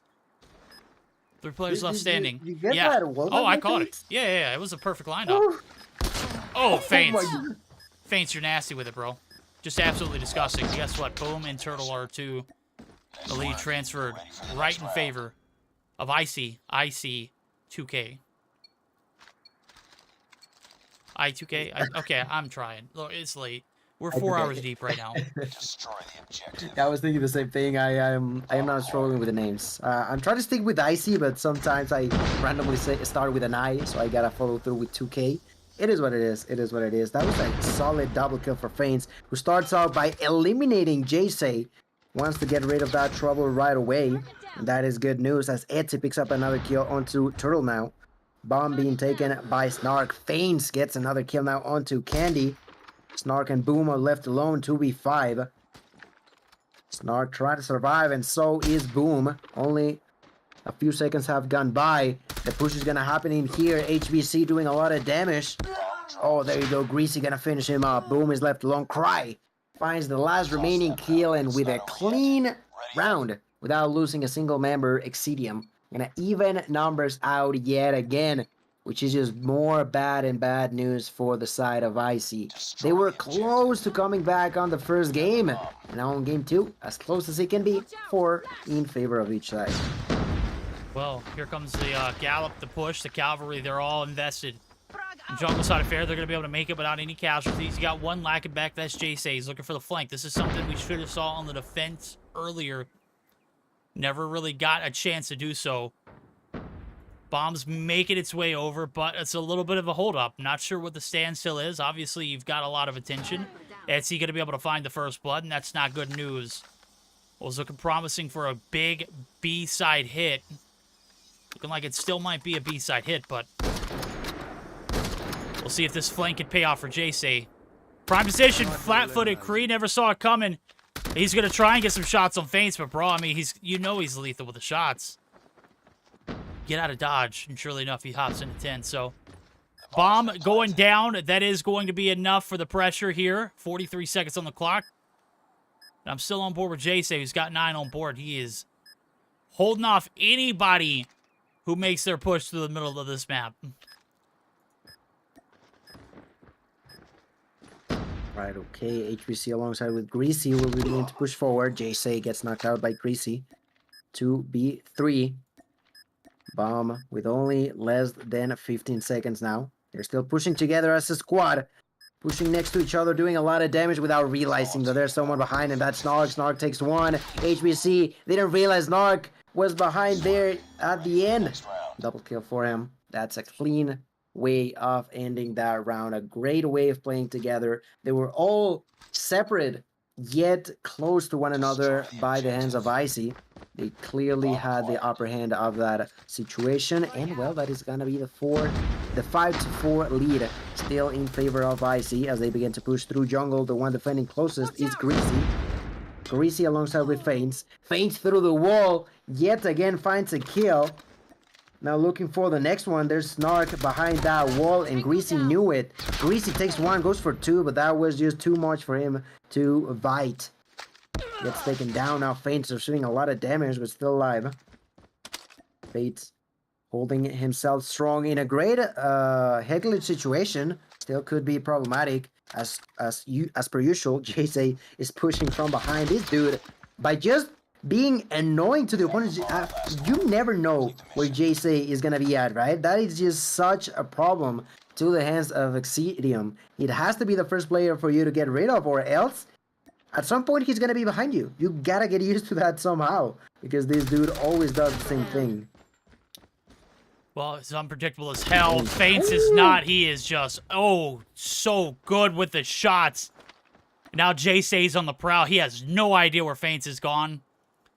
Hell, he could be all the way back in Hacienda for all we know. Good night. He's vanished without a trace. Feints getting the two-piece right there, finishing off what he started. 30 seconds left on the clock. JC going to be able to pick up the bomb. Now it's just a little bit of a mind game. Feints knew where that bomb was at. Does he anticipate the full-on back rotation to A? We'll see if Vet is able to take down the rookie. As the full-on push back towards the A site. That's going to push the clock back up to 44 seconds. And Feints is in enemy territory. The shot's through the door frame. Leaves JC weak. He wins those. Big gunny. In a 1v1. Rookie of the Split nomination, literally on that play alone. My guy has been frying, just absolutely cooking in Search and Destroy. Pair that up with a phenomenal hardpoint. I mean, we've got ourselves a banger on our hands. Truly indeed. Now a 6-4, a map point situation for IC. Let's see if they can close it up. Boom, finds the first blood. JC going through the middle, getting inside of trailer, but receiving a lot of damage at the distance. I think there was HVC shooting at him. He still remains alive. Bomb pretended to be planted, but Cry on the very last second takes that kill. Immediately Troll will regain control over that explosive device. But now they know that he is in the surrounding area. Forming a line throughout the map, there's Xitium doing a great job at it. The first one to push forward is Greasy, who takes that kill onto Boom. Immediately wants to go for more. There's 3 people inside of trailer, and I'm curious to know if Xitium knows that there's at least one to try to fight back against all of them. A minute left. That is just bad news for Icy. They are pushing for something to happen. That is 2 kills in favor of Xitium, and that is Candy left alone, who finds a double kill for the triple! Triple kill for Candy, still alive and with the bomb under control. How is that even possible, Verdict? Oh man, Candy's tripping right now. This is just a big story. 10 on board, looking for 11. Greasy gonna give him a little love tap. Bomb is it down? No, it's in Candy's hand. It looks like the A indicator is up, but the bomb is clearly in the hands of Candy, who's making the rotation full on through to the B site. And now we've got a similar story from last round. This time around, we got 2 different characters. It's Gracie, good old Greasy, trying to get up as much as he can. Courage to make this hit over the A side. Little does he know, now he knows, it's a B side hit. Candy, the 1v4 clutch. Anticipation, the quarter being rounded, poor timing. Gracie, poor trigger discipline, but follows it up. And that is going to leave Xitium alive on the backs of some poor COD timing for Candy. Wow. I caught the 3-piece. That 4th one would have been just absolutely epic. Nonetheless, Xitium fighting for their lives to stay in this Search and Destroy firing range. Just fighting, stave above water, and well, they've done it a little bit more, but my goodness, Candy, that was a nasty 3-piece for you. We are going to begin round number 12. Moving forward, as per usual, there's JC, who through the smoke will go in the middle of the map, looking to surprise somebody. JC, this man is such a pain. to play against, but still dealt with. faint. Oh my, that is the greatest kill you could have hoped for at the beginning of this round. JC out of the picture. Now, let's see what you do with this situation. Let's see if you can take us to some overtime. 2 kills are gonna be taken. Candy gets the answer back fight by eliminating Greasy. Still remains alive with the help of Snark. Bomb still under control, but gotta be cautious, gotta be careful as the side of Xitium are trying to round them up all at the same time. 4v2. Closest to defend is HBC. No, not HBC. Who is that? That's Etsy. Etsy already with double digits. Etsy just reconnected, which is bad news, you know? Maybe could be struggling with lag. HBC takes a kill, gets knocked out by Snark, but it doesn't matter too much. 1v3 verdict, and I think we may get ready for some overtime, my friend. What is this? This is the last series of the night. I mean, this is a close series. The Hardpoint followed up by an immaculate search and destroy. We've caught tremendous amount of clips. Nonetheless, it comes down to this one moment for Snark. Can you clutch the 1v3 for the gang? Take us tied to that control, or will you commit to this bomb plant, which I think Kree has been alarmed. Shot's not going to matter, though. He misses. Snark going to be able to sneak his way in. Nope. Oh, Etsy. You're just terrible. We'd love to see it, though. We're going to overtime, ladies and gentlemen. Last series of the night, second game of the series. 6-6 tie. And now it comes down to what could possibly be another epic ending to another epic series. Who's going to win, though? Xitium. I mean, I clearly favorited Xitium. And it started to pay off, but I'm looking at Etsy now. We can add another gun to the repertoire. It's the HSO. Wow. Ew, you guys are just, like, sparkling with creativity, huh? Dumpster. At this point, they can use whatever they feel like. It seems like Candy takes that kill into Etsy, though. So not a lot of value off of it. First blood going immediately in favor of Icy. Bomb quite far away, so not really a thing for them to worry about, at least right now. Remember, fellas, some overtime. I gotta say that I loved it ever since they added overtime. Although it can be tricky and it can be time consuming and like it can make it tired for the players, it is just so intense, and well, that is something that is well appreciated. Right now, 1 kill has been taken, and with a jump shot, Cry will eliminate Boom to even numbers out. Less than a minute on the clock, and now it seems like JC, although aggressive, is not as aggressive as he likes to be. He knows how important it is for him to not die so early on. As right now, he's holding the outside of wood. There's 2 players that I think he may have heard, and as such, he begins the mission. He's on a mission. Turtle finds a double kill. Now JC pushing forward. JC could be getting a kill, and he does. Faints is knocked down. Greasy in a 1v4 finds the first blood onto JC. Bomb has not been planted on the ground, and the timer's so freaking low. Greasy, you gotta be pushing forward as fast as possible, but the problem is if you push, you may not realize that Candy is right behind you.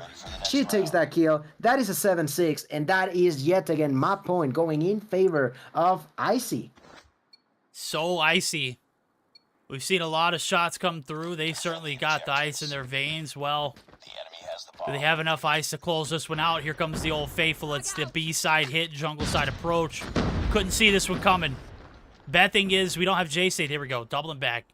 Holding the rear end up. Gracie is going to be overwhelmed with so many players to shoot from. And you can see he's going to get the intel. He's going to get the hell out of Dodge. He's going to get the info to tell his team to go ahead and double back. But look at where J-Say is. He's holding off the rotation through long. And he's going to go ahead and double down. The full-on push coming through. Etsy, big gunfight. Etsy's dropped. 11 kills on board. Not going to find that 12th one this one. Minute and 15 now. That first blood should be the indicator. And maybe they want to double back for an A-side push. I don't know. There's 2 players who have done so, but it is going to be Candy floating right back over to this B side. So, first blood in. We'll see if the side of Icy can find success here in the search and destroy. They got the player advantage, but a lot of times pass, and I don't know if Gracie has all the intel that he is in need of to know that he is being surrounded by just a swarm of icy players. Cry going to be able to open up with one. Greasy there for the return. He's going to be able to find one. Guns ablazing. 3 dropped. Boom and Candy. Last hope. Takes down Gracie. Boom's going to take down another. We're back up to even. 30 seconds left on the clock. Bomb is on the ground. HBC takes a kill. Candy is left alone. 1v2. She's been in this situation before. Let's see what she can do about that. 20 seconds. She's going forward. Finds HBC. Takes the kill. Yes, sir. Turns that into a 1v1. Faint's still alive. Only 15 seconds. And Faint's know that the pressure's building onto the shoulders over at Candy. But Candy's rotating around. Faint's cannon knew what was coming. Turns around at the perfect timing to take that kill and move on to some more overtime, ladies and gentlemen. That's right. We are going to prolong this slightly more. Great round in favor of Xitium. And, well, Icy was just unable to clutch it up yet again. So we begin round number 15. Jay has already found himself outside of wood, and this time he's not scared to push forward. He was spotted though, which in a way could be bad news. They kind of know where Jay is at. They could be pushing for that kill by none other than, I think that was Faints above. HBC is still hoping for that kill. He could get it if he waits for long enough, but no one wants to overextend. Everybody knows what's in stake here. Yep, everybody knows what's at stake here. It's the newcomers to the scene. Icy. Living up to their name. Couple of Rookie of the Split nominations. I mean, just week after week they have performed. Right now, we're looking to perform a little better here in the Search or Destroy and put a tally on the board, tie it up. Smoke comes through. Etsy going to try and get this bomb plant down. Snark gets the indication that there is the bomb going down. Nonetheless, everybody knows. It's a 5v5. Faints is literally in the backside of the spawn, and he is just waiting for JC to make one wrong move. There it is. Doesn't capitalize on it. The info is there and with no cover. Surely enough, though, going to be able to retreat towards showers. Battle in the trenches, though, as Trailer has been compromised. Snark is in still. Boom, going to be able to take down Gracie. Faint's going to be able to take down JC. It is all chaos. 17 seconds on the clock. They need to go. It's a scramble. The panic shots from Stark. He's going to be able to find one. Going to be able to deal damage on another. The retake is looking promising. HBC holding down the fort on the backside. He's the last one. The bomb's going to get defused. There is not enough time. Turtle is going to do to the deed. And another advantage in Icy's favor. Can they shut it out, Gil? Like, I understand. You had 5 members. There was only 10 seconds left, yet they were able to defuse that bomb. HBC, you got 14 kills, and we're unable to prevent that bomb from being destroyed or stopped. Unfortunate situation for them. Now defending, there's Greasy finding one, going for 2. HBC is the one who gets the 2. Etsy knocked down by Boom. But that is another perfect opportunity for Xitium to move this into a tie situation, but my goodness, that was such a mistake by the hands of Xitium. Could not succeed on that round, and as such are yet again with the back against the wall. 2 versus 3 though. It is Boom and Candy. Candy and Boom.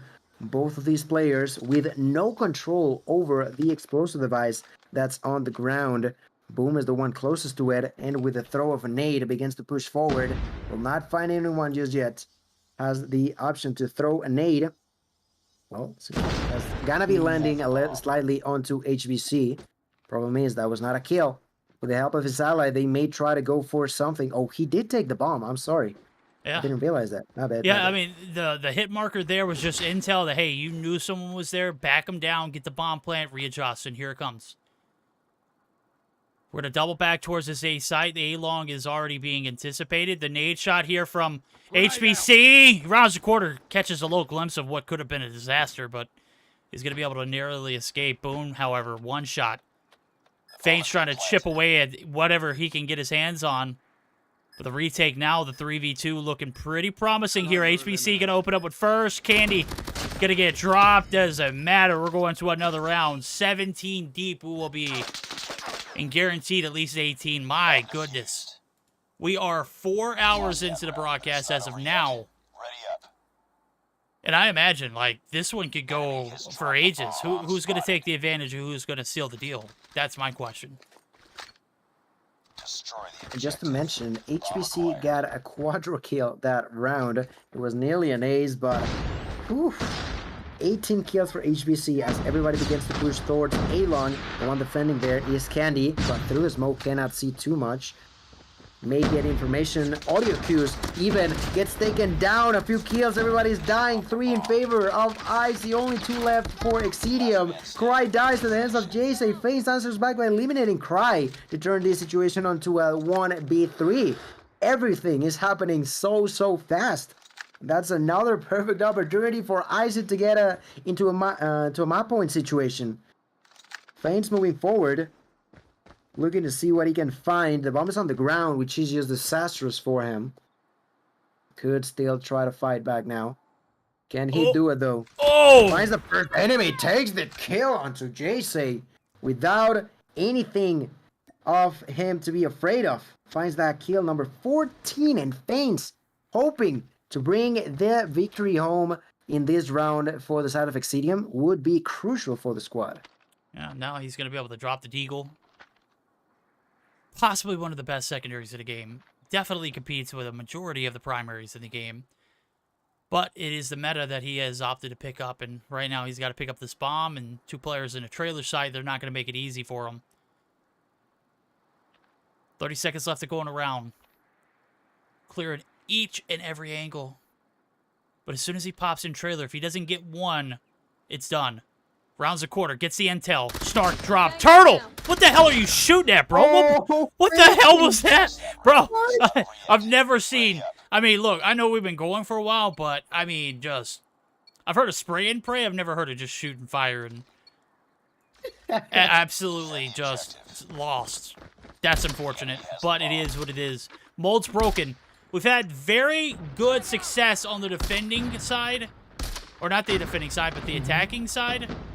And that was a defending, or attacking win, rather. I can't even, I'm lost now. Good night. This lost moment from Verdict brought to you by Turtle. Shooting whatever he can get his hands on. Enemy down! Oh, fans. Why you gotta be so disgusting, bro? Have some mercy on their souls, on their families. Doing a lot of damage now. Onto Boom. Pushing forward. They're trying on the side of Icy, but they're losing member after member. Candy's left alone. Dale's get the kill up to Icy, but there's 3 people all around her, and that is going to be the game going in favor of Xitium. How? Oh my god! I didn't watch that play from Fane's last round in that view. I just saw that, Mike. Total. I don't know, man. I don't know. Mistakes were made. We were questioning the mistakes on the part of Xitium last map. On this one, although for the majority of it, Icy did a tremendous job. When it mattered the most, they just followed through one of the worst mistakes, which is shooting at nothing. Literally nothing at that door. Yeah, I mean, look. There's a few ways you could have played it. I love the fact that they both held the trailer site down. That was a commitment. The execution, on the other hand, I get it. It's a long game. You start to lose focus. And mistakes were made. Yeah, I saw someone saying that he was fighting demons, and I nearly choked on my water. Jesus Christ. Well, that's so true. My boy was fighting demons that we just could not see, you know? I mean, God. Get out your EMFs, like, try and figure out where they are. I mean, you can't have anything to do with heartbeat sensors, but, I mean, if you're fighting demons, you gotta have something to kind of go on. I mean, I don't know if EMFs work, but here I am trying to, you know, flex that I'm a ghost-chasing buff. I'm not. I just watched a few episodes of Supernatural. Also saw some Supernatural shots there from Faints in that last round. My guy was cooking. 18 on board for him to cap it off. 20 on board for HBC.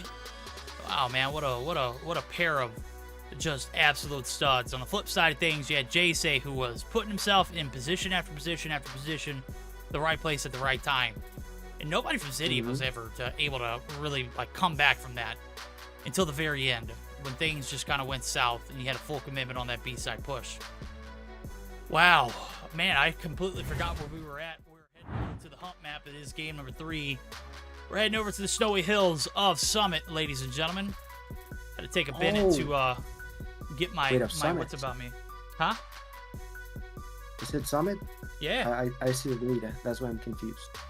You saw what? It is Summit. Oh, yeah. Oh, that means gotta be careful about that one. We've had 2 control on raid, but this one isn't. So cautious about that one. Jesus. No, it happens. I'm gonna be delirious after tonight. I'm doing this, which is 4 hours long, and it could go a little longer depending on what Icy's got left in the tank. And then I'm gonna double up for some NA action tonight with Bobby. So Bobby's gonna get, you know, he's gonna get sloppy seconds. He's gonna get leftovers of what Verdict has to bring to the table. Oh boy. Right. There you go. Now we got the right map, and we are waiting for players to ready up.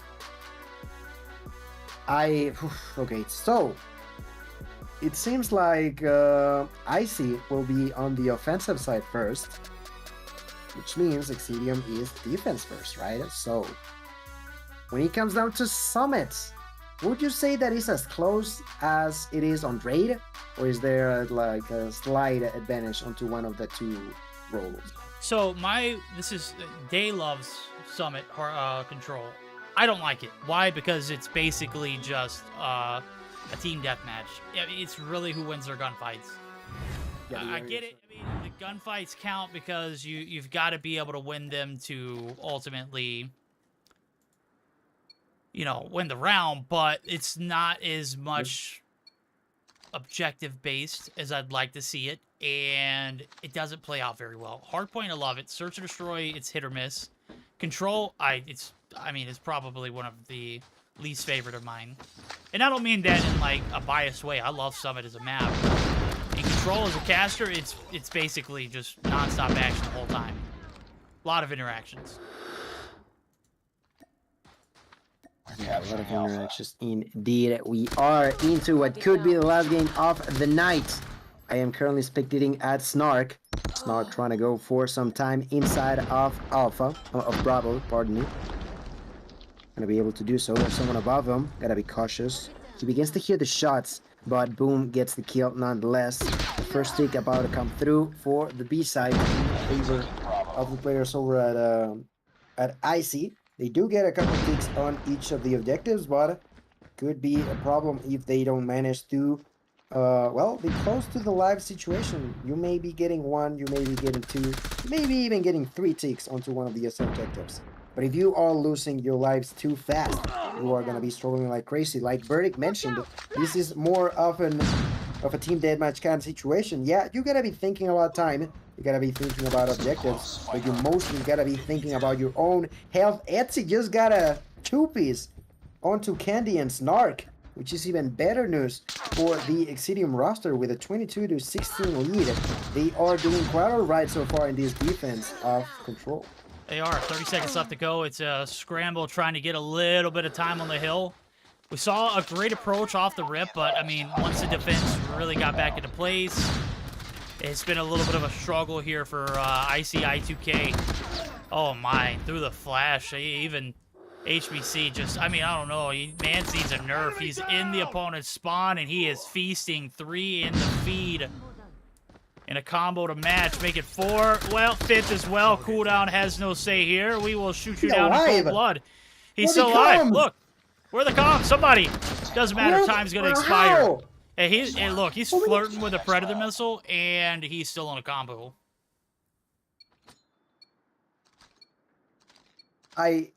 Like that's a huge mistake by Icy's part. I understand that he gets you 1, twice, 3 times even on the respawn.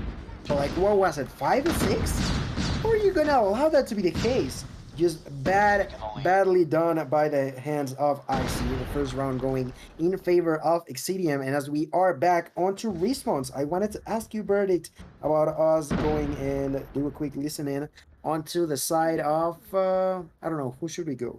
Let's go with the attacking team. Let's go ahead and see. They've got a little bit of momentum right here. Let's go ahead and ride on down and goes into the comms of the boys and gals over at Xitium. We'll see how the comms sound after a brutal hour-and-a-half affair so far. Just ran in this one. One in point, one on A. One piece. He's half health. On stairs, on stairs. He dead. I'm coming. There. Stairs in green. One in our spawn, one in our spawn. Get on B now, get on B, please. One side green. Okay, there's one in our spawn. P4. I'm using 3 mid lane.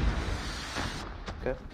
I see for blue. Behind the stairs. Two green. I got two caps, I'm taking my life. Yeah, behind the stairs, Annie. Yo.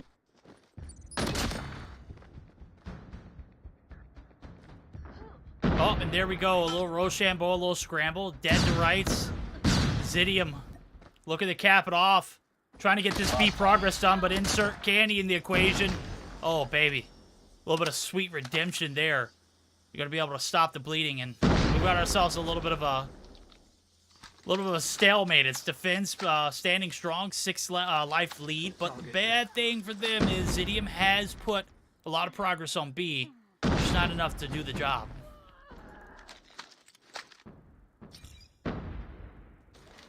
Hunter-killer drone deployed. Our hunter-killer has been destroyed. Sorry, running out of am I lives. here? Hello? But this is the perfect opportunity to tie up the round by the hands of. There you go, they got it. Not enough time, not enough lives to fight back. Although Xitium had the momentum coming down from the first round, well, they pay with the exact same punch by the hands of Icy, but now the problem may be the fact that Xitium will be having 3 defensive rounds if we go to the 5th one. And that is not the greatest interaction for Icy. A lot of nades are going to be thrown and trying to control the inside of Alpha.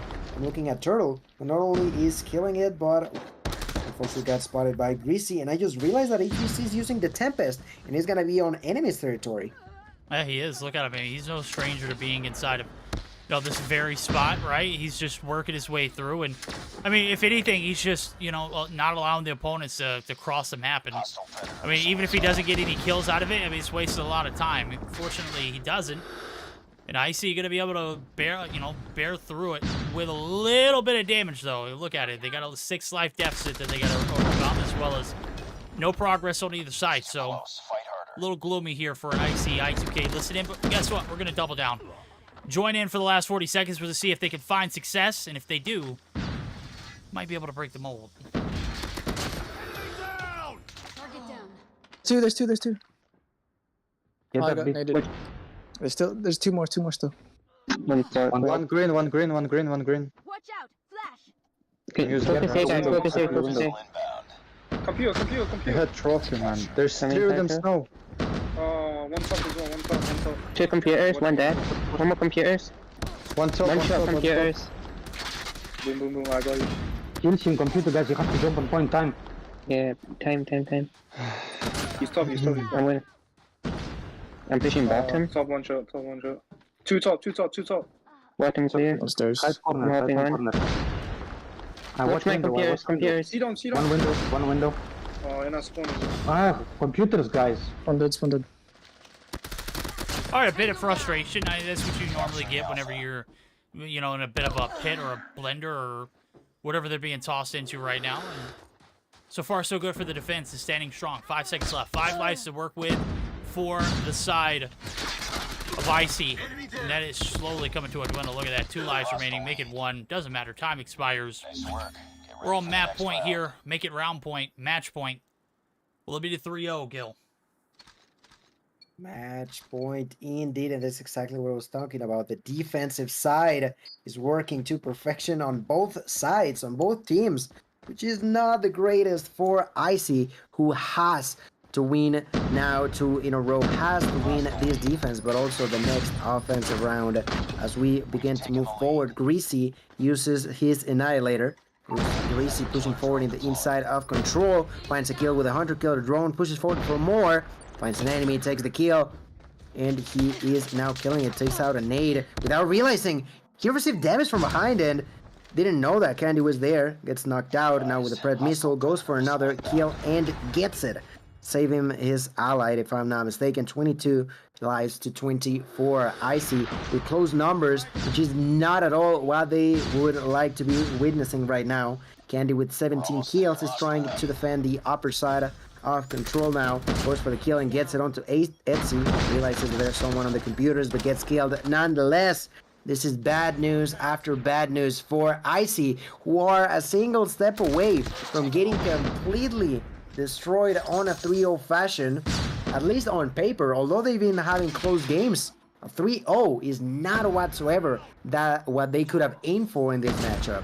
Yeah, I mean, it's a 3-0, but it's been a close 3-0. Bad thing is, it doesn't matter. If you don't win, you don't get points. Right now, the point is play the objective, and this is one of those maps that, again, I will continue to say, the objective is oftentimes neglected, and it's just an expanded TDM. Everyone's dancing and jiving around the map, and again, we're just seeing trends and patterns from just some of what could have been better plays kind of get mixed up. Ever since that first round on the attack, it hasn't been anyone with a clear advantage on the attacking side of things. And with streaks not really accumulated by any other players, it's going to be a 50-50 shot. It depends on how we're going to see this attacking strat coming through for the side of Icy. Right now, they've got to make it through this defending round. And right now, it's Etsy all over the objective. 8 seconds left to go. Make it 5 lives to go as well. Hill's going to be hot by 3, and that means time is going to zoom by. Second tick in. 8 seconds still on the clock. Loss is going to be cut. Icy, they're going to have to play for the B side of the thing because right now we're going to be extended. And again, it is going to be coming down to lives if the clock doesn't expire firsthand. Candy getting some shots in. HBC able to get away. This one might be reeled back in and closed out on the attacking round there, Gil. Really close. 5 lives left for Icy, looking for more. JC pushing. JC pushing. There was someone above, but didn't realize so himself. 40 seconds on the clock. 2 lives left for Xitium. They are trying to turn this one around after such a struggle so far. And here, Greasy takes another kill. Pushing forward for more. Takes a lot of damage himself. Brings out the Deagle to go for a 5-face with the double. Only 1 life left for the side of Icy. Mistake after mistake. They should have had it easy, but right now are on the brink of elimination. JC will continue to defend. Bravo goes for the kill onto Greasy and finds it, but Cry is right behind him with a 9 later verdict. How did Icy lose this round? They had such a huge lead. They should have won that one, yet they don't. That's a tough call, man. You have a few questionable positions. You have a few encounters where you look like you were pushing in 2s, up top control. And when it came down to it, one of your players dropped and you were just too scared to make the push. I mean, you should have been because you also received some damage. Nonetheless, if you're going to play your 2s, you got to commit. And there was not a lot of commitment on the top side of that control. On the back end of that, just poor placement. Right now, we're taking a look at it. Poor placement or not, this one's in the books. 3-1 control win to cap off a 3-0 very long 3-game spread. That could have gone a little bit longer. Unfortunately for Icy, they're not going to be able to extend that one, but fortunately enough for us, we get the end the night on that one. Am I right? Hey. Hey there. Hi there. Oh there. Hey. Well, yeah, although it was not the way on paper should have been, we had such close games of Hardpoint and S&D control. You know, it can be debatable as to if it was close or wasn't, but at the end of the day, the 3-0 comes through, the victory comes through as well, and Xitium are gonna be gaining 20 extra points, while their opponents could not keep up to the test. Alright, well, I know who can keep up to the task. Nonetheless, joining us back in on this long night, Deanna. I know you're ready to close this one out, but thoughts on the last series? Man, that was a nail-biter. If you're a Xitium fan, you're rooting and hollering, hooting, and if you're Icy, you're probably, you know, hey, we're getting better, but you didn't get the chance to taste success. Very unfortunate. Yo, it was such a close game and took so much. I'm happy that we saw actually an overtime SND, right? I think it was the longest SND we had tonight. Starting with the hardpoint, we did have a good lead on the side of I2K, but Xitium just took that advantage and run with it. And they were very far away until at the P2 reset, where we kind of bring the things closer on the side of I2K, but wasn't enough. As I said, with the SND, it was an overtime and it was close. We were going back and forward. We did saw JSay just running around and doing kills. He was one of the key players in that matchup. He clashed up a couple of times, but again, it was not enough because Xitium came in and got the win. Going into the third game, it was control. First round was in favor of Xitium. Then we did saw I2K getting a round, but it was close, and at the end, Xitium took the win of this last series. Obviously, I'm a little bit tired because it's 1 a.m. This is why I'm speaking like this. I'm a little bit tired, but overall, it was an awesome night, to be honest. Starting with the first matchup, that was fire. Guys, you should go and watch it over Verdict's YouTube channel. If you did not catch it, it was Animus versus Nova, and you don't want to miss this, okay? The second game was a fire too. We did saw Limitless versus Team 1, a 3-0. Very nice. And then coming into the third game, it was close, but not very close. Okay, not as close as I was expecting. Yeah. I mean, look, it was a great day. If you missed it, you missed out. I mean, it was a brutal one. We'll take a quick run through the results of the day. We're gonna go ahead and allow Deanna to recoup and regain, because, man, I know it's late for you. It's getting late for me. I'm an hour and a half away from the next broadcast. We're going to have to wrap this one up. Nova Esports, the 3-2 over Animus. Again, Nova Esports has been by far one of the best teams in Mobile Mayhem, like, history. If you look at all of the seasons past, they are just built differently when it comes to Mobile Mayhem. And outside of that, it's a different story sometimes. We struggle a little bit, and Animus took the upper hand in the Stage 4 championship. Limitless gonna fall 0-3 to Team 1. Who the hell is even 3-1? Well, you just have to go back and rewatch it. I2K come close to winning so many maps, but not successful at all. Xitium gonna take the bag 3-0 fashion. Results lead to standings, and standings, Gilmania, they're looking pretty solid. They are looking pretty solid. After all we've seen, Nova prevails as the top one with those extra points that they got tonight. That was really, really well done by them. And well, Animus as well joining, staying in there with the 40 points for themselves. Of course, we also had I'm missing someone here. Oh wait, that's not updated. Oh yeah, hold Team on. 1. Yeah, I updated the wrong one. That's all right. I do remember that Team 1 is with 40 points and was like top 4, if I'm not mistaken. Yeah. Yeah. So yeah, I think that was one of the big surprise tonight. No, that definitely was, wasn't it? Like, were you expecting a 3-0 for Team 1? Hell no, bro. If anybody thought that they were gonna 3-0 Limitless, a state qualifying team, they lying. There's the updated standings. Okay, it looked right earlier, but it was not saved apparently, and I uploaded the wrong stuff. That's on me. 60 points on board for Nova. They're gonna be at the top. Animus with 50, 117 with 45. Team 1 gonna be in that top 4 category for 40. Xitium with 40 as well. Limitless with 30. Stage 5 qualifying team barely scratching the surface in the top 6. Questionable. 20 points for 31ers and Icy. 5 lonely points there for Astra, but they didn't play tonight, so alrighty. Y'all ready to close this one out?